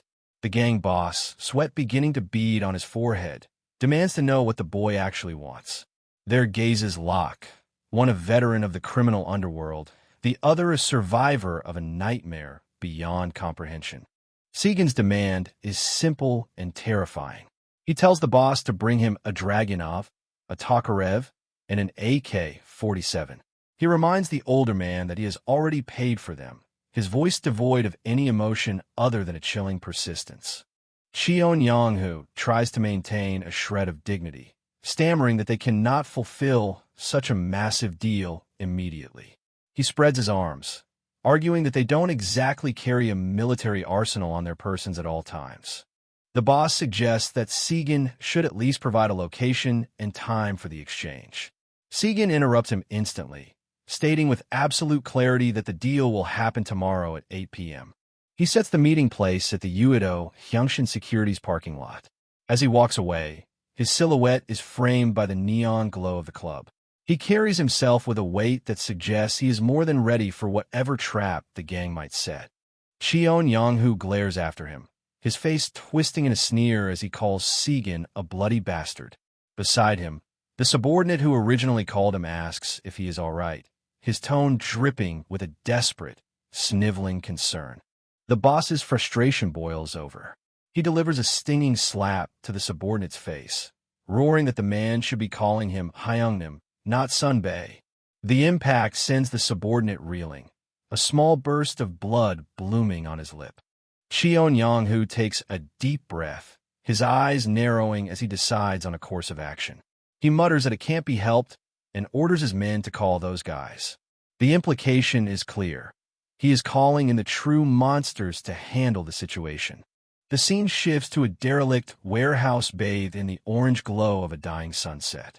The structure stands isolated, a silent relic amidst a landscape of rust and industrial decay. Inside, rows of blood bags sit on medical trays, their deep crimson contents glowing under the harsh fluorescent lights. Song Deok-yun looks at the inventory with a weary sigh, noting that the quality has been exceptionally poor lately. Old Man Ju, the veteran blood dealer, grumbles that the stock is a bunch of crap. He points out that most of the blood brought in recently has VD levels below 20, a measure far too low to be useful for high-level transformation. Deok-yun reflects on the current state of the underworld, noting that most of the low-level mutts running around these days are members of the Sangdong gang. The hunter wonders how their levels could possibly be so low even if they are just basic vampires. He jokingly asks Ju if the man hasn't been tampering with the testing machines. Ju reacts with immediate indignation, telling Deok-yun to go elsewhere if he doesn't trust the equipment. Deok-yun chuckles, trying to soothe the old man's temper. He admits he didn't actually mean it and asks why Ju has to be so serious all the time. Old man Ju ignores the attempt at humor, telling Deok-yeon to stop babbling and just take the blood he paid for. He rummages through a heavy tactical bag, his movements sharp and businesslike. Ju's tone suddenly shifts to something more somber. He mentions Jong-jun, noting that he heard the man's entire family was slaughtered by vampires. He asks Deok-yeon if he's been able to contact Jun since the tragedy. Deok-yeon scoffs, asking why they were even talking about that bastard. He suggests with a dark grin that Jun is probably out somewhere excitedly hunting with a knife, adding that the man should probably just be turned into a vampire himself at this point. The veteran hunter prepares to leave, offering a casual farewell to the old man. Ju watches him go, muttering to himself that Deok-yeon is never truly honest about his feelings. Deok-yeon steps out into the cool evening air, the warehouse door groaning behind him. He carries the weight of the blood bags and the weight of his own secrets as he walks toward his vehicle. He stops in his tracks as he sees a motorcycle idling near the fence. Segun Han sits on the bike, his face partially hidden by his helmet. Deok-yeon asks with a dry chuckle if the boy is only just returning now. The older hunter warns Segun not to tell him that he went off and started another fight. Segun looks away, his voice quiet as he denies it. Deok-yeon doesn't buy the lie, asking why the boy can't look him in the eye if everything is fine. Segun changes the subject, walking his bike forward. He asks Deok-yeon if he can finally get started on catching vampires with the veteran. Deok-yeon's response is blunt and dismissive. He tells Segun that his skill level is still pathetic and calls him an idiot for even asking. He orders the boy to focus on his training and stop thinking about anything else. He acknowledges that Segun's body is probably itching for action now that he's improved, but he warns him not to go around creating problems with shady criminal elements. Segun assures him that nothing like that is going to happen. The two stand in the fading light, the tension between them palpable. Segun pauses, his voice taking on a heavy, serious tone as he begins a question with if.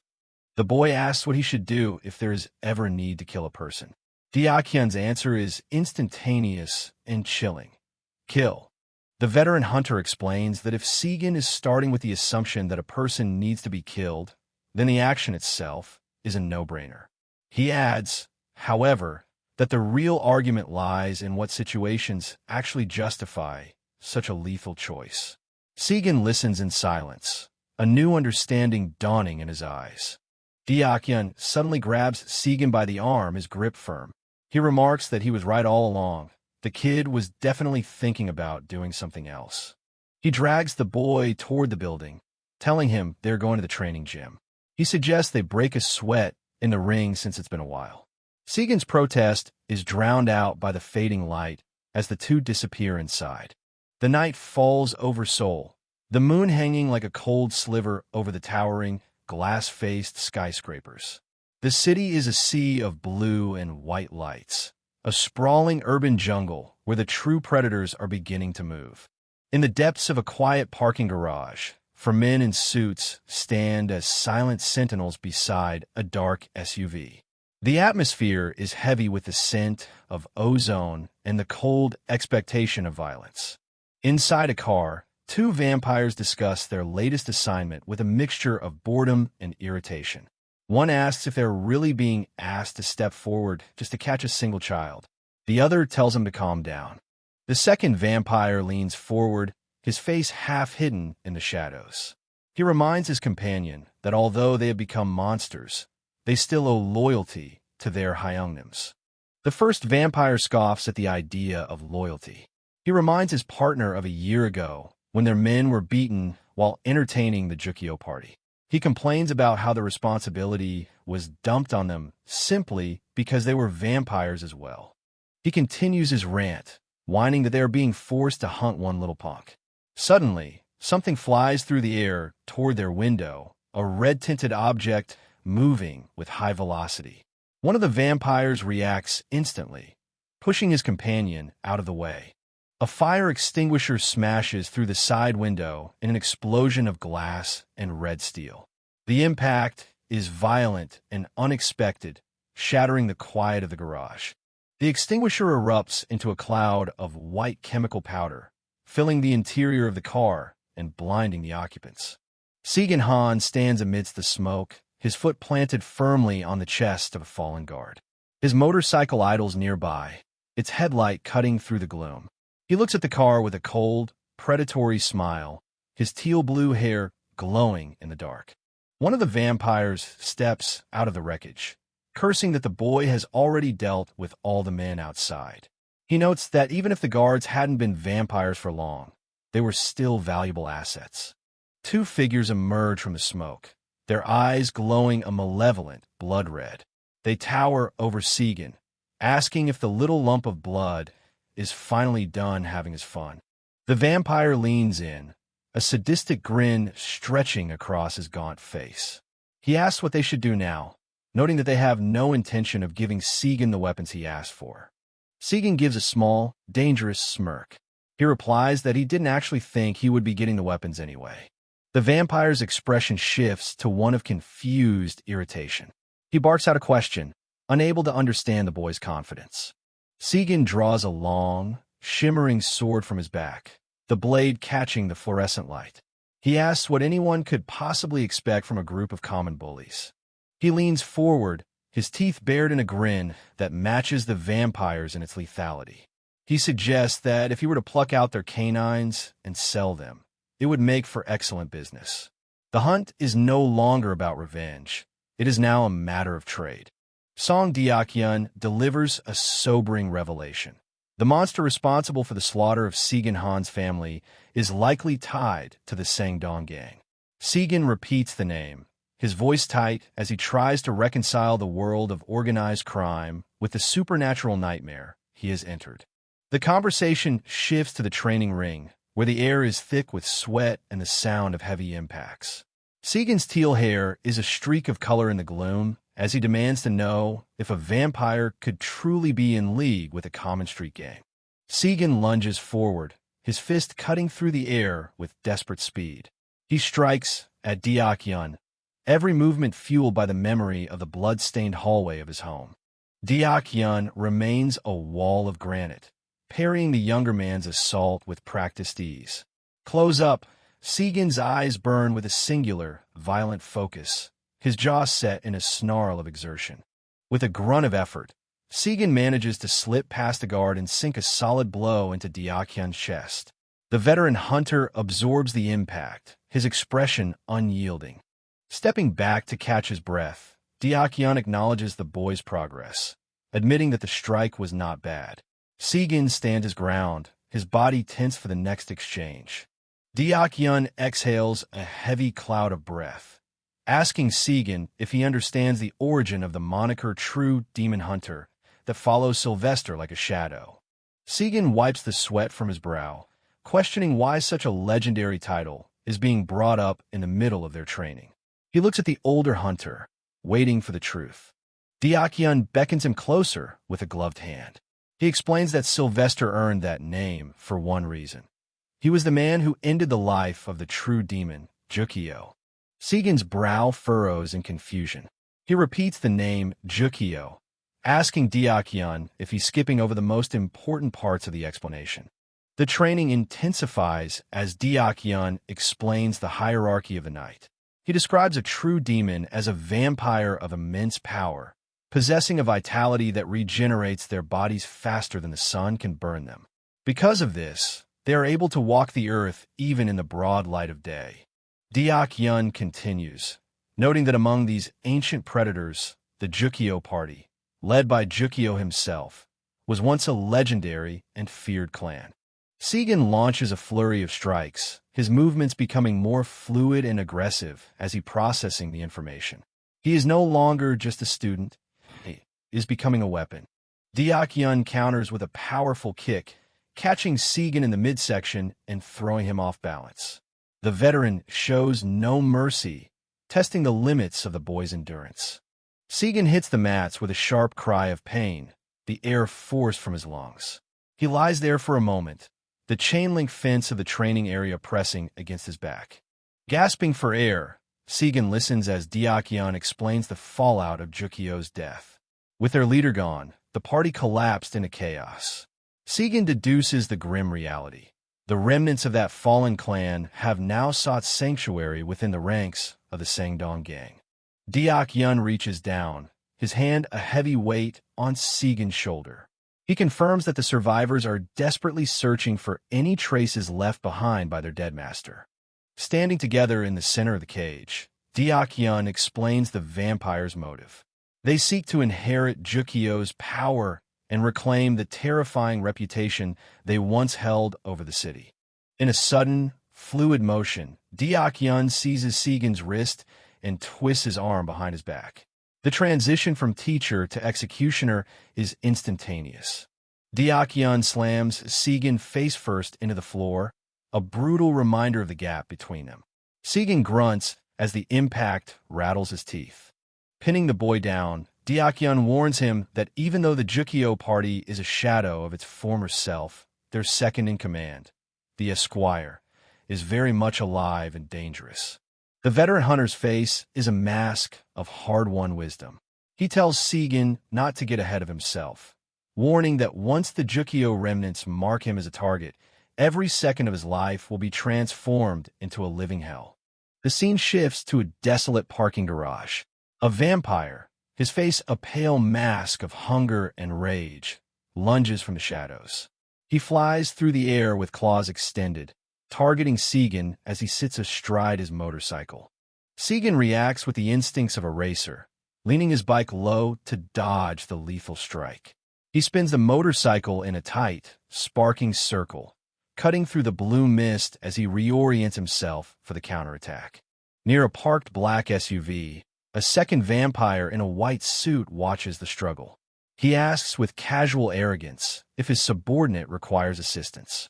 The first vampire snarls back, refusing to help. He shouts that he will handle the boy himself and tells his superior to stay out of the fight. The older vampire's eyes glow a menacing red. He notes with a chilling amusement that the younger one is suddenly bold enough to give him orders. The fighting vampire's face contorts in a feral mask. He insists that his superior wait just a moment longer, his voice a guttural growl of pure aggression. Segun doesn't give him the chance. He leaps from his bike, drawing a long blade and swinging it in a wide arc intended to take the monster's head. The vampire raises his arm at the last possible second, the steel blade biting deep into his flesh.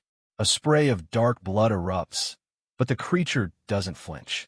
Segun uses the momentum of the bike to circle around his prey, the tires screaming against the concrete. He is a ghost in the machine, moving too fast for the creature to pin down. The blade drags against the floor, throwing a shower of orange sparks into the blue darkness. Segun's face is a mask of cold, calculated violence. The vampire glares at him, his red eyes tracking the motorcycle. He sneers, remarking that Segun is falling into a predictable pattern. With a sudden burst of speed, the vampire leaps high into the air, soaring over the path of the bike. He mocks Segun, asking if he truly thought his opponent was an idiot. The monster lunges from above, his fangs bared. Segun's eyes narrow as he watches the descent, his focus sharpening as the distance between them vanishes.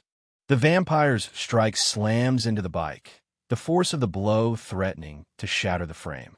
Segun is thrown into the air as the machine skids away. Mid-air, Segun twists his body with acrobatic grace.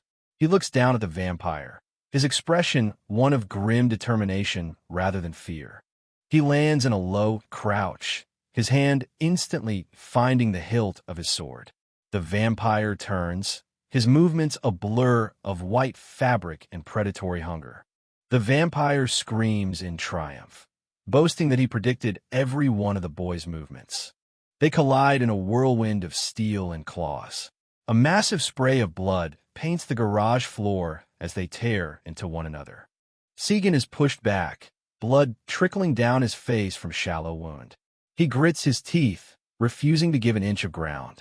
With a sickening metallic snap, Segun's sword shatters against the vampire's unnatural hide. The broken steel flies into the darkness. Segun looks at the hilt in disbelief, cursing the cheap stainless steel for failing him when he needed it most. The vampire laughs, calling Segun a newbie and lunging for the kill. In a desperate move, Segun drives the broken shard of his blade directly through the top of the creature's skull. The creature's laughter turns to a wet, choked gasp. Segun holds onto the hilt with both hands, leaning his full weight into the weapon to drive it home. The vampire collapses to his knees, the light fading from his eyes as the steel pierces his brain. He is a broken ruin at Segun's feet. In his final moments, the monster looks toward his superior, wheezing out a desperate plea to his Hyungnim. The older vampire steps forward, his expression cold and disinterested. He reminds the dying creature that he was the one who insisted on handling things alone. Segun stands over the corpse, a dark silhouette in the garage. He remarks that everything is going exactly as it should. Segun turns his attention to the older vampire. He mentions that he has already invested 5 million won into their organization, and he is here to collect. He twists the broken blade in the dead vampire's throat, a final, brutal act of desecration. Segun raises his right arm, revealing a massive, mechanical gauntlet fitted with 4 heavy shotgun barrels. He states coldly that he needs this encounter to break even on his investment. He stares directly at the remaining monster, asking if the creature doesn't agree with his logic. His teal eyes are devoid of anything but the thirst for vengeance. The garage is filled with a blinding flash and the thunderous roar of the gauntlet. The dead vampire's head is erased in an instant, leaving only a fountain of gore behind. The older vampire looks on, his face unmoved by the carnage. He studies Segun with a calculating curiosity. Segun stands amidst the smoke and blood, the mechanical fist still glowing with heat. He looks like a demon of the modern age. The older vampire smiles, mockingly impressed. He asks what kind of antique the boy is wearing, wondering if a glove like that even belongs in the 21st century. He notes that Segun clearly expected them to come out and face him. He asks with genuine interest why the boy is going through all of this trouble. Segun lifts his blood-stained blade, the light catching the jagged edge. He asks if the vampire really wants to know what he is after. Segun extends his arm, pointing his mechanical weapon directly at the vampire's face. He delivers his answer in a single, icy word: "Your head." He tells the monster to shut up and come at him, his voice echoing through the hollow garage. The time for talk is over. The vampire laughs, finding Segun's bloodlust amusing. He asks if the boy's blood type is AB, claiming he has already finished assessing his fighting style. The vampire dodges a lightning-fast strike, moving with an elegance that defies his monstrous nature. He notes that the sword is already broken and that he has already figured out the secret of the gauntlet. In a blur of motion, the vampire parries another blow, the force of the collision sending a shockwave through the air. He sneers at Segun, accusing him of already being desperate. He moves with a confidence that suggests the fight is already over. Segun suddenly drops to one knee, pulling a hidden handgun from his holster and aiming it with a steady hand. The gun barks, and a bullet tears through the air, striking the vampire squarely in the center of the forehead. A bloom of red explodes from a wound. The vampire's eyes go wide with shock. He stammers out a dying insult, unable to understand when Segun managed to draw the secondary weapon. Segun stands over the collapsing monster, firing again and again into the body until the creature stops moving. He stares down the barrel of the smoking gun, his face illuminated by the muzzle flash. He reminds the cooling corpse of exactly what he promised. "I told you. Your head." In the quiet aftermath of the garage battle, Segun Han knelt over the fallen vampire. He worked with a grim, practiced efficiency, using a specialized extraction device to draw the dark, potent blood from the creature's neck. The liquid filled the collection bag, a crimson trophy of a lethal hunt. The laws of the supernatural world asserted themselves as the vampire's body began to spontaneously combust. Ethereal blue flames licked at the white suit and pale flesh, consuming the remains in a silent, ghostly fire. Segun watched with cold, detached eyes as the monster turned to ash before him. The adrenaline began to fade, replaced by a sharp, throbbing ache. Segun glanced down at his shoulder, where deep claw marks had shredded his gear and torn into his flesh. He let out a low, pained breath, realizing that the victory had come at a physical cost. He stared at the vial of harvested blood in his hand, his expression a mask of grim resignation. He knew the risk, yet the path before him left no room for hesitation. He muttered to the silence that he simply had no other choice. The world dissolved into a chaotic, glitching blur as Segun plunged the needle into his arm. A visceral scream tore from his throat, his face contorting in pure agony as the foreign essence surged through his veins. For a moment, his pupils vanished, replaced by a blinding light, and his teeth elongated into predatory fangs. He collapsed onto the concrete, clutching his arm as his body fought the mutation. The scream became a guttural roar of pain that echoed through the empty garage, marking the moment he moved one step further away from his humanity. From a high-angle view, the vast parking garage looked like a cold, concrete tomb. Segun lay small and broken in the center of the floor, surrounded by the remnants of his battle and the fading sparks of the blue fire, a solitary hunter paying the price for his vengeance. The heavy roar of a motorcycle engine eventually broke the silence. Segun emerged from the garage, the headlight of his bike cutting through the deep shadows of the Seoul night as he rode toward the surface. Waiting in the dim light outside was Song Deokyeon, leaning casually against a parked car with his arms crossed. The veteran hunter noted that the young man had finally decided to show himself. Deokyeon studied Segun's weary face with a discerning eye. He asked if the boy felt any better after getting the violence out of his system, his voice carrying the weight of someone who had seen this cycle of rage many times before. Segun pulled the bike to a stop, demanding to know how Deokyeon had managed to track him down. The veteran simply replied that technology like GPS made it nearly impossible to hide. Deokyeon stood up, his gaze fixing on the motorcycle. He remarked that people didn't typically do that anymore. When Segun questioned what he meant, the older man's expression softened slightly. He gestured toward the bike, noting that Segun had been riding it quite roughly lately. He pointed out the new dents and scratches, a stark contrast to the way things used to be. The veteran reminded him that he used to treat that motorcycle like his most precious treasure. Segun remained silent, his jaw tightening as he looked away, unable to reconcile the boy he used to be with the hunter he was now. The tension snapped as Segun told Deokyeon to mind his own business. He kicked the bike back into gear, the engine's growl reflecting his internal frustration. Without another word, Segun sped off into the night. Deokyeon stood alone, watching the taillight disappear into the urban labyrinth. The older hunter exhaled a plume of smoke, his face etched with a mixture of concern and weary understanding. He knew the path Segun was on, and he knew where it usually ended. In another part of the city, the atmosphere was far more formal and dangerous. Within a dimly lit office, Cheon Yong-hoo stood at attention. A cold, authoritative voice, belonging to Young Sang-dong, questioned how a mere 6 men had been defeated so thoroughly. Yong-hoo bowed his head, offering a sincere apology to his boss.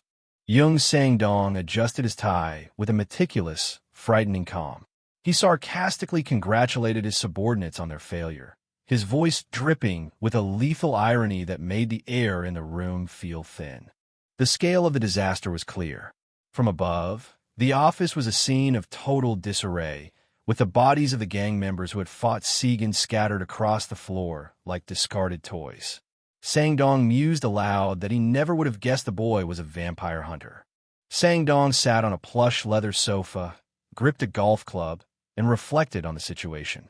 He admitted that he had previously turned a blind eye when hunters took out a few of their lower-level members, but this latest incident had become an unavoidable problem. His grip tightened on the club as he stated that the Sang-dong gang now looked like a total joke in the eyes of the underworld.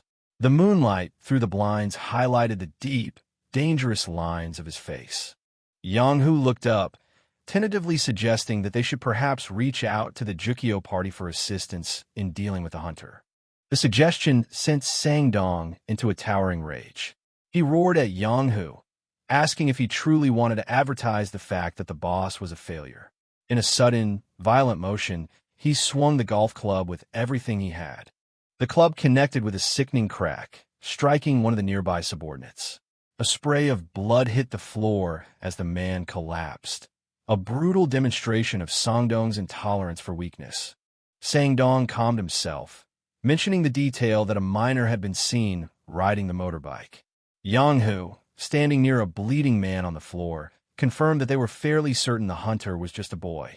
Putting on his heavy overcoat, Sangdong ordered Yang Hu to pay off the families of the fallen men, but insisted that the boy must be found. He leaned in, his voice a low, terrifying command to find and kill the hunter at all costs. Yang Hu blinked in surprise, momentarily taken aback by the sheer intensity of the order. Sangdong's face became a mask of pure malice. He insulted Yang Hu's intelligence, clarifying his order with chilling simplicity. He wanted the boy's head brought to him. The scene shifted to a panoramic view of Seoul at night, a sea of glowing windows and dark alleys where 1,000 different stories were unfolding in the shadows. At a brightly lit convenience store, Deok-yun tossed a canned drink to Segun. The young man caught it with a practiced reflex, his torn jacket a silent reminder of the night's earlier violence. They sat together at a small outdoor table under a green umbrella. Segun broached the subject of the connection between the Sangdong gang and the Jukyo party. Deok-yun simply confirmed that the link was real. Segun's voice was sharp with accusation as he asked why Deok-yun had allowed the gang to operate freely. He asked if the veteran was simply afraid of organized crime, a suggestion Deok-yun immediately dismissed. The young man pushed further, questioning if the reason was purely financial. He asked if Deok-yun ignored them simply because hunting them didn't provide enough profit. Deok-yun took a long drink from his can, his eyes fixed on some distant point. He quietly acknowledged that Segun already knew the answer to that. Segun erupted in anger, his voice rising as he declared that those criminals deserved to die regardless of the money involved. He argued that vampires were an infection that needed to be purged. His eyes were wide and filled with a haunted intensity. He insisted that the longer such creatures were left alive, the further the infection would spread. The young hunter argued that it was much easier to cut off a sprout before it had the chance to grow into a massive, unmovable tree. Deok-yun listened in silence, the horizontal scar across his nose emphasizing his grim expression. In a moment of raw vulnerability, Segun asked if Deok-yun was so detached only because he had never lost anyone precious to him. He gripped his drink so hard the metal began to groan. Deok-yun looked at him steadily, asking if Segun truly believed he should be the judge who determines who deserves to live and who deserves to die. The older man told him not to make him laugh. He sat back, his massive frame dwarfing the small table as he prepared to dismantle the boy's idealism. With a look of absolute conviction, Deok-yun stated that he wouldn't even kill a mosquito for the sake of an ideology. He made it clear that he killed only for money and profit, rejecting any higher moral calling. The veteran hunter then shifted the focus, asking Segun point-blank if he had injected himself with vampire blood. He reminded the young man that the blood of the Jukyo family was notoriously unstable and mutated with terrifying ease. Segun looked away, the silence confirming the older man's suspicion. Deok-yun let out a long, weary sigh, expressing deep regret for ever agreeing to a deal with the true demon hunter. He looked at Segun with a mixture of pity and frustration. He gave Segun a final command. He was to pack his things and leave that very day. Deok-yun stated clearly that he had no desire to be dragged into the Jukyo party's crosshairs because of the boy's reckless actions. Segun accepted the dismissal with a short, clipped agreement. He stood up and began to walk away into the darkness, the bridge between them seemingly severed. As he watched the boy's silhouette retreat, Deok-yun's inner thoughts softened. He acknowledged to himself that anyone would lose their mind if they were in Segun's position, knowing the people who killed their family were still out there. He looked down, muttering to the ghost of Old Man Ju that perhaps bringing up the name of Jong-jun had been a mistake. Before Segun could disappear, Deok-yun called out to him one last time. The young man stopped and turned, his face unreadable in the blue night. Deok-yun gestured to a pair of heavy gear bags. He informed Segun that he had thrown in some knives and approximately 500 rounds of ammunition. The veteran warned him with brutal honesty that he would likely end up dead before he ever managed to use all of them. He told Segun to be careful, pointing out that the ammunition was Hungarian-made and had already passed its expiration date. He added a final warning. If he was unlucky, the gun might even blow up in his face. Segun stared at him, the weight of the gift and the warning hanging between them. In a rare display of respect, Segun bowed deeply to his mentor. He spoke with a voice full of sincere gratitude, thanking Deok-yun for everything he had done. A fleeting memory or vision appeared of a younger Segun. Deok-yun's large, scarred hand rested on the boy's head as he gave a single, solemn piece of advice. He must never turn into a vampire. The veteran hunter's voice in the present was hard as iron. He warned that if Segun ever did cross that line, Deok-yun would personally hunt him down without a shred of mercy.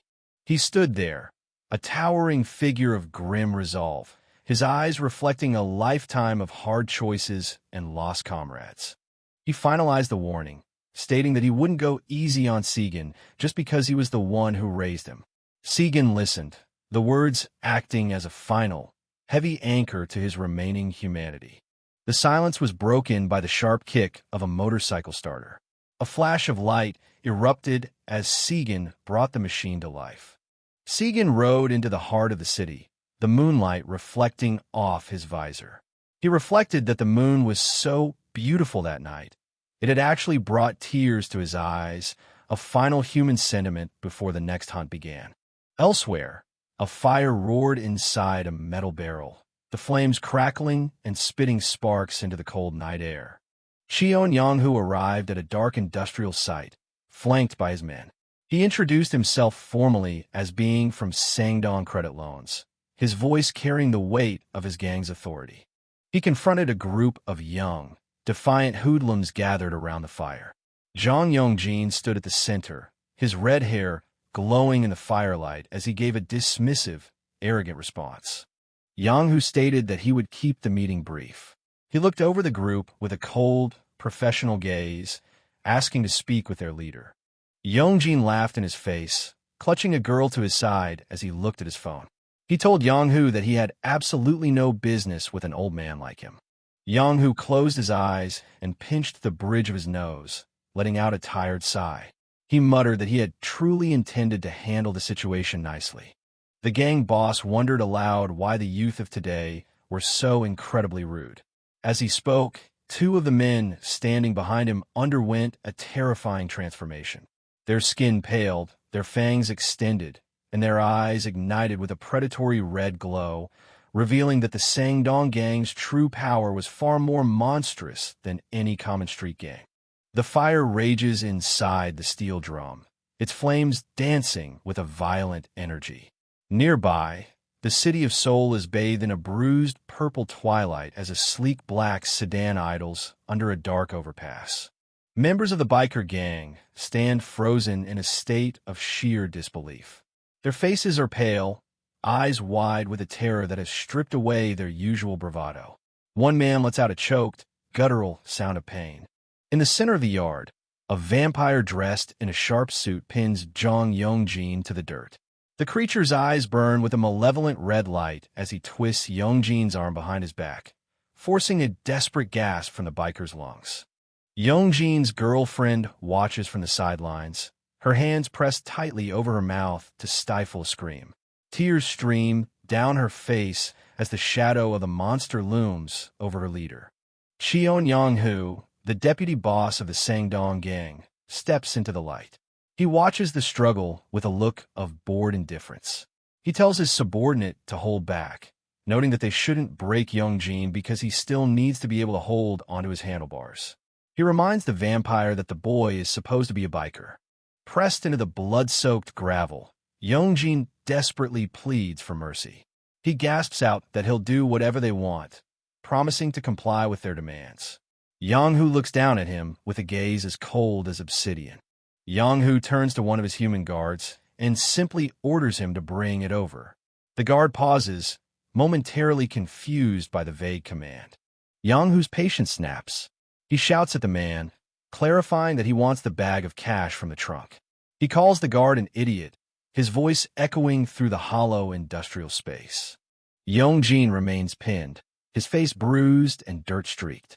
He watches as a heavy bag is brought forward, the weight of it promising a different kind of entrapment.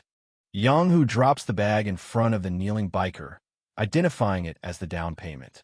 He tells Yongjin to use the money however he likes, bribing his crew with new bikes or buying himself some meat. He doesn't care.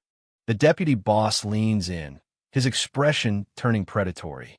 He states that his only requirement is that the green-haired high school brat be brought directly in front of him. Yang-Hu looms over the broken biker, asking if he understands the terms. Yongjin can only nod weakly, his spirit completely crushed by the overwhelming presence of the underworld. The vampire holding Yongjin pulls back his head, bearing a row of serrated fangs. He lets out a chilling, high-pitched screech. Yang-Hu remarks that this is just a small taste of the horror that awaits if Yongjin fails. The vampire lunges toward Yongjin's neck, but Yang-Hu intervenes. He tells the creature to stay away from the neck, his tone almost casual. Yang-Hu cracks a sadistic smile, his teeth glinting in the firelight. He notes that they can't have the boy dying before the real work even begins. Below him, Yongjin trembles in the dirt. The night deepens as Yang-Hu stands in the yard, the silhouette of his massive frame framed by the setting sun.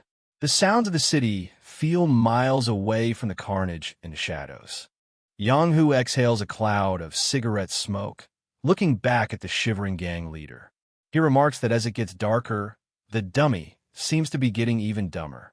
He looks down at Yongjin's prone form, musing with a dark irony that it would be much easier if things like crosses or garlic actually worked on monsters like them. One of his vampires stands over the biker, mocking him with a clenched fist. The scene shifts to a quiet, sun-drenched street. The warm glow of the afternoon light hits the storefront of a shop called Arjuna. The peaceful atmosphere is a sharp contrast to the violence of the night. Inside, the bell chimes as a customer enters. A woman with short black hair behind the counter begins to announce that they are closed for the day. She stops mid-sentence, her eyes widening as she recognizes the young man standing in the doorway. He is tall and broad-shouldered, clad in a heavy black parka and carrying a tactical bag. This is Han Segun, and he looks vastly different from the boy he once was. Segun walks toward the counter, noting that it has been about 4 months since his last visit. The shopkeeper remarks on how much he has grown, calling him a man. Segun replies with a flat tone, attributing his physical change to growth hormone shots. The shopkeeper leans in, her gaze searching his face. She asks him how it feels to be living on his own now.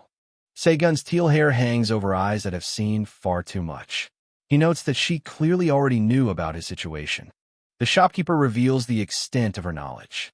She explains that Song Deok-yun only raised Segun because he was commissioned to do so. She adds that as Sylvester's representative in Korea, she receives regular reports on his progress. Her expression turns serious as she looks at Segun's scarred neck.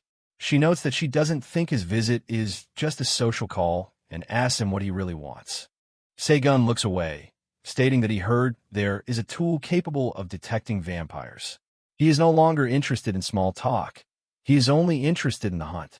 The shopkeeper places a necklace on the counter, a heavy pendant containing a glowing crimson crystal. She identifies it as a bloodstone pendulum. She warns him that finding vampires with the device won't be easy. She explains that while it can sense them nearby, its maximum range is limited to only about 20 meters. Segun doesn't hesitate.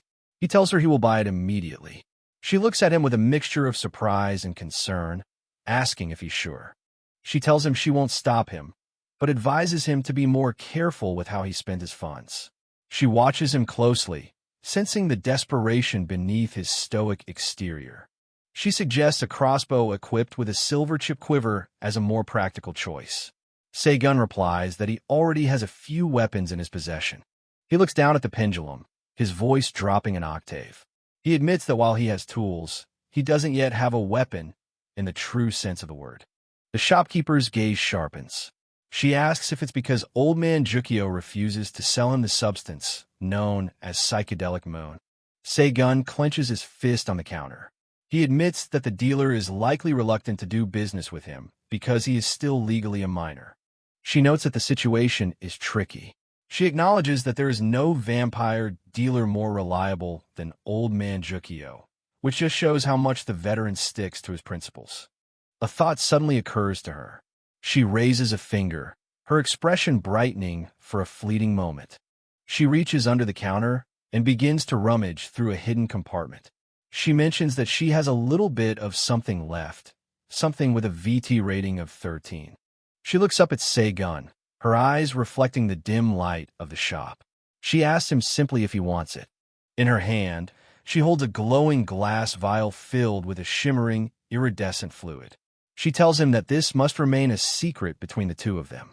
Segun reaches out to take the vial, thanking her with a brief nod. The transaction is cold and professional. The shopkeeper cracks a smile, reminding him that she doesn't take cards for this kind of business. The bloodstone pendulum sits on the counter between them, a silent reminder of the path he has chosen. Segun stands at the counter for a moment longer, the vials and tools of his trade now in his possession. The sunlight fading outside marks the beginning of another night of searching. Later, Segun leans against a railing, overlooking the city as the sun begins to set. His motorcycle sits nearby, a silent companion in the gathering gloom. He looks exhausted, the weight of a year spent hunting etched into his features. In his mind, he hears Sylvester's voice. The image of the long-haired hunter appears, cold and ethereal. Sylvester asks him if he has finally succumbed to drinking vampire blood. Sylvester tells him not to whine about his circumstances. He points out that Segun isn't the only person in this world who has suffered through bad luck. Standing under a full moon, Sylvester's presence is chilling. He delivers a haunting greeting, welcoming Segun to what he calls the world of the Mad Moon. Segun reflects on the time that has passed, wondering if a year has truly gone by already. He thinks of Sylvester, wondering if the man will ever return to Korea. A voice shatters his reverie. Jang Yong-jin stands nearby, calling out Segun's name with a mixture of shock and malice. Yong-jin is surrounded by his crew. He remarks that it really is Segun, noting that it's no wonder he couldn't find him if he looked this different. The biker walks towards Segun, noting that it has been about a year. He observes that Segun has changed so much he almost didn't recognize him, and then asks what happened to his hair. Yong-jin's girlfriend stands beside him, marveling at how much taller Segun has grown. She asks if he remembers her, her tone almost playful. Segun looks at her with a gaze that is entirely vacant. He asks with cold indifference who she is. Yong-jin laughs, noting that Segun still has the same shitty attitude as before. His crew smirks, enjoying the confrontation. The gang leader's expression turns ugly. He sneers that Segun is barely out of his diapers. He admits that the more he thinks about their past, the angrier he gets. He gets right into Segun's face, his teeth bared. He demands to know if the boy has any idea how much trouble he went through to track him down. Segun remains unmoved, staring back at the red-haired biker. He simply says the man's name, Jang Yong-jin. Suddenly, Segun's eyes flash with a piercing blue light. He leans in and asks with a terrifying, quiet intensity if Yong-jin wants to die. The entire biker gang flinches, the sudden aura of predatory power catching them off guard. Yong-jin's bravado falters for a fraction of a second. Segun stands tall, his teal hair blowing in the wind. The bloodstone pendulum beneath his jacket begins to glow a faint, ominous red. Segun reflects on the impossibility of what he is seeing. He wonders how a vampire could be standing here while the sun is still out. He recalls the lore. The only vampires who can move properly under the sun without losing their power are the vampire lords, the rulers of their kind. He looks at the bloodstains on Yong-jin's gear, wondering if the man was bitten.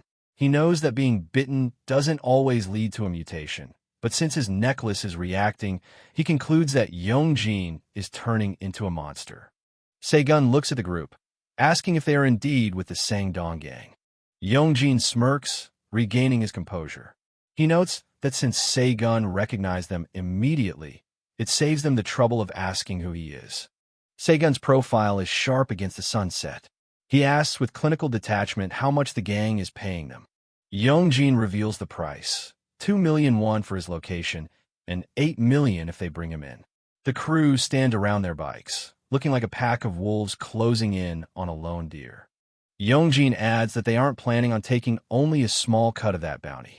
Segun looks at them, his eyes narrowing. He thinks to himself that he would love to kill all of them right now, but realizes there are too many witnesses nearby. He scoffs, asking if 8 million won is really enough to split among this many people. He tells them plainly that they are pathetic. Yongjin loses his temper, lunging forward and grabbing Segun by the collar. He shouts, asking what the bastard just said to him. Segun calmly tells him that if they want to keep their pride as bikers, they should act like it. He stares directly into Yongjin's eyes, telling him to settle this like bikers instead of acting like common thugs. His fist is clenched, ready for whatever comes next. Yongjin stares back, his face a mask of wounded pride and simmering rage. The roar of multiple engines fills the air as the bikes line up on the open road. The sunset paints the sky in shades of deep red and orange. One of the bikers explains the rules. It's a cannonball, a long-distance race with no rules. He points toward the entrance of the Jianjin Expressway, identifying it as the finish line. Yongjin sits on his red bike, looking over at Segun with a malicious grin. He remarks that it's been a while since they rode together like this. He tells Segun that he should have just behaved better. He adds that if Segun had been just a little more pleasant, they might have even been able to share a beer together. Segun remains silent, his face hidden behind his hair. Segun looks back at him over his shoulder. He tells Yongjin to take a good look at the sunset. Yongjin is confused, asking what. The three riders stand on the starting line, their shadows stretching long across the asphalt. Segun tells him that he should look because it will be the last thing he ever sees. Yongjin sneers, dismissing the threat as bullshit. One of the bikers raises a fist into the air, the signal for the start of the race. The tension is a physical weight in the air. The biker crushes an empty soda can on the ground with a sharp metallic crunch. The motorcycles explode into motion, their tires screaming as they tear away from the starting line. Segun and Yongjin are neck and neck, a blur of red and black racing into the dying light of the sun. The final hunt of the day has begun. The pack of bikers tears through the city highway, a phalanx of steel and leather weaving through traffic. Among them, Zhang Yongjin leads the pack with a cocky grin, his red hair a streak of fire against the urban gray. They move as a singular, blurring unit, the vibrations of their high-speed transit echoing off the concrete sound barriers. In the middle of the chaos, Han Segun maneuvers his bike with a fluid, haunting precision. He leans low, his teal hair whipping in the wind, his eyes hidden and focused on the path ahead. Yongjin glances back, his expression shifting from amusement to a sudden, sharp realization. The boy he had been hunting isn't just keeping up, he's calculating. Segun and Yongjin pull ahead of the pack, boxing in a massive cargo truck. The stakes of their cannonball race are written in the inches between their tires and the spinning wheels of the semi. They swerve through the lanes with reckless abandon, the bikers following them struggling to maintain the lethal pace set by the two leaders. Yongjin laughs over the howling wind, mocking Segun. He asks if the boy has forgotten how to ride after a year away, taunting him that he's far too slow. He declares that Segun is finished. Behind his cold gaze, Segun remains silent. He observes Yongjin with a clinical detachment, noting that while the man's transformation into a monster is in progress, a shred of humanity still lingers within him. In his mind, Segun hears the echoing wisdom of his mentor, Song Diakyun. The veteran hunter's voice reminds him that if one starts with the assumption that a person must be killed, the act itself becomes a simple logical progression, though the morality of the situation is always open to debate. Segun's eyes narrow into slits of icy resolve. He internalizes the lesson, accepting that if a life must be taken to stop the spread of the infection, he will be the one to do it. Without warning, Segun jerks his handlebars, veering sharply off the freeway ramp. Yongjin shouts in confusion, demanding to know where the boy is going. Yongjin doesn't hesitate, following Segun down the narrow service road, his red bike screaming as it dives into the shadows of the lower city. The rest of the gang pulls up at the ramp, confused by the sudden change in course.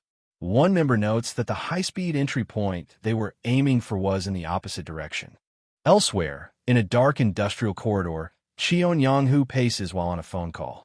The sunset through the window is a harsh, crimson reminder of the time slipping away. He listens with growing irritation as he is told about the pursuit. He questions the nonsense of the situation, unable to believe that his targets have turned a simple manhunt into a race. Yonghu's temper flares. He shouts into the phone, calling his men reckless, crazy fools. He demands to know what kind of match between men they think they are engaging in while on his time. He reflects on the boy they are chasing, noting that Segun is far more dangerous and complex than any of the gang members realize. Yonghu walks through the derelict building, ordering his contact to catch the boy immediately so he can't escape the city. A sudden silence on the other end of the line causes Yonghu to freeze. When the voice returns with the news that they have lost track of Segun, the deputy boss lets out a thunderous, disbelieving shout. The red sky deepens as the sun finally slips below the horizon. Construction cranes stand like skeletal sentinels over the city's underbelly. Yongjin pulls into a secluded, dimly lit construction yard, his bike coming to a skidding halt. The silence of the area is heavy and expectant. He spots Segun waiting for him, standing calmly by his motorcycle. Yongjin calls out his name, his voice echoing in the hollow space. The gang leader sneers, asking if that previous display was meant to be a race or if Segun was simply running away like a coward. He continues his verbal assault, claiming that Segun has turned into a pathetic coward in just a single year. From his vantage point, Yongjin looks down at the boy with absolute contempt. Segun looks up, his face cast in deep shadow. He notes quietly that Yongjin should have simply refused to engage with him.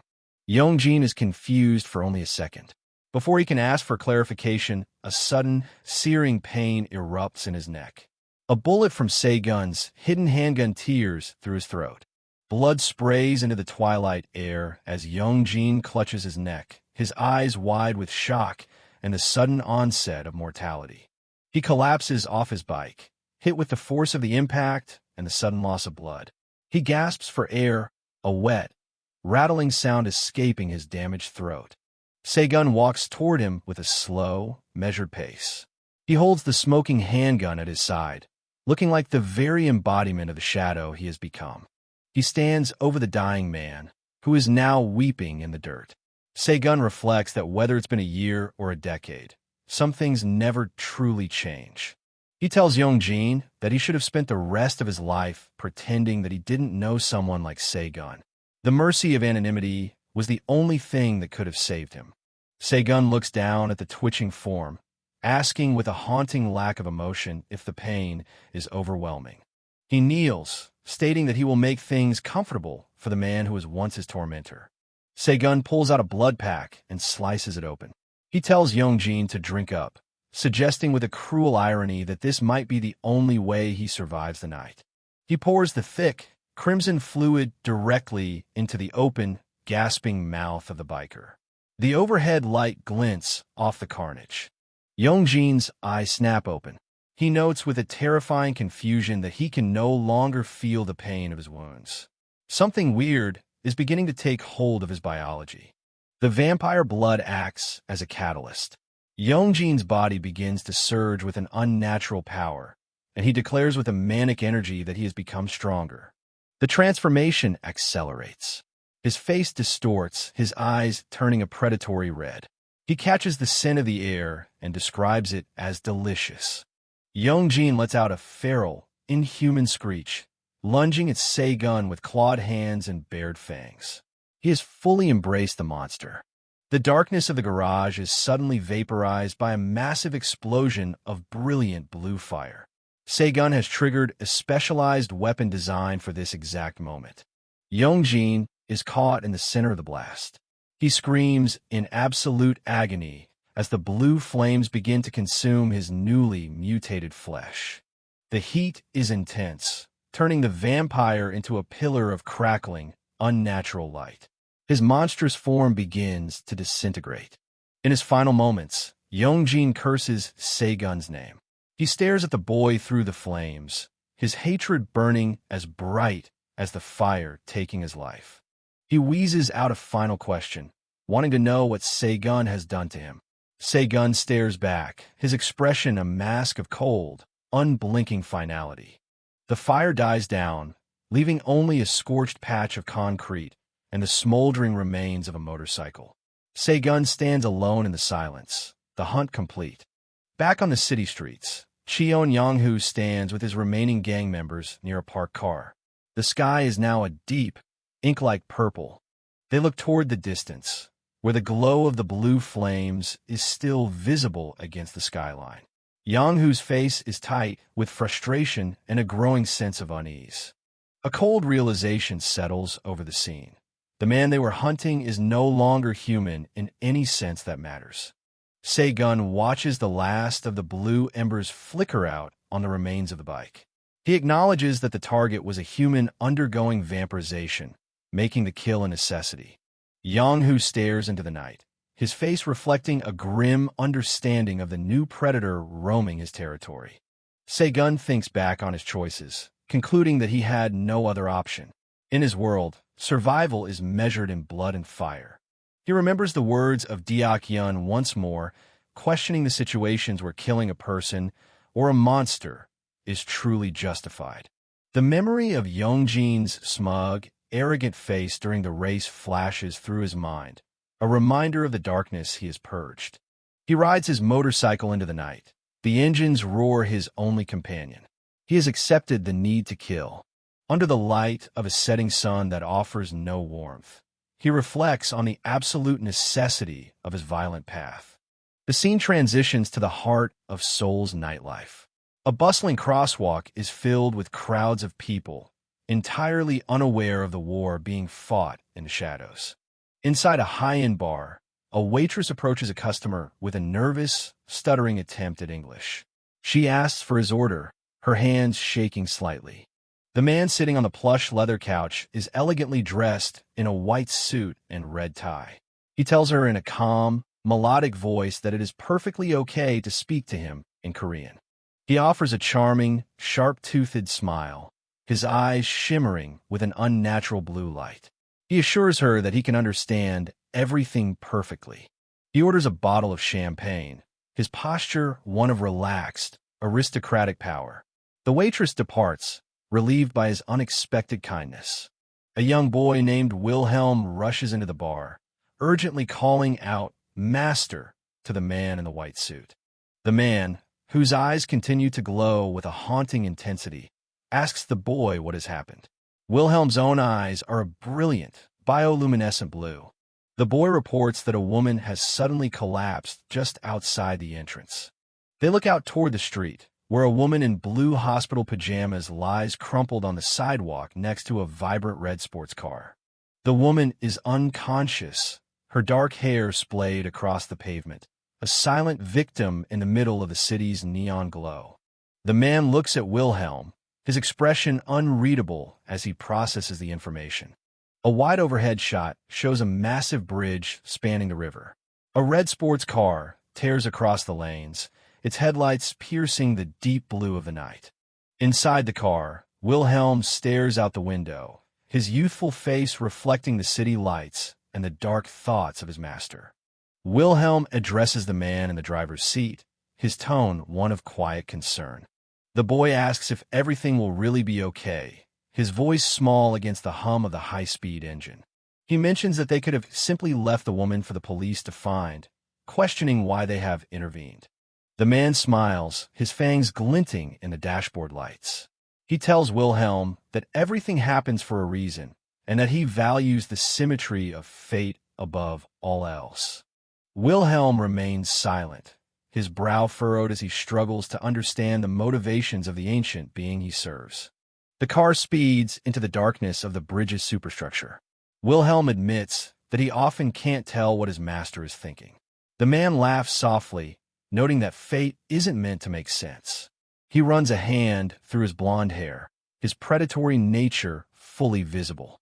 He declares with a chilling confidence that he is a romantic at heart. This is the true demon, Phantom, and his arrival marks a new, more dangerous chapter in the moonlit night.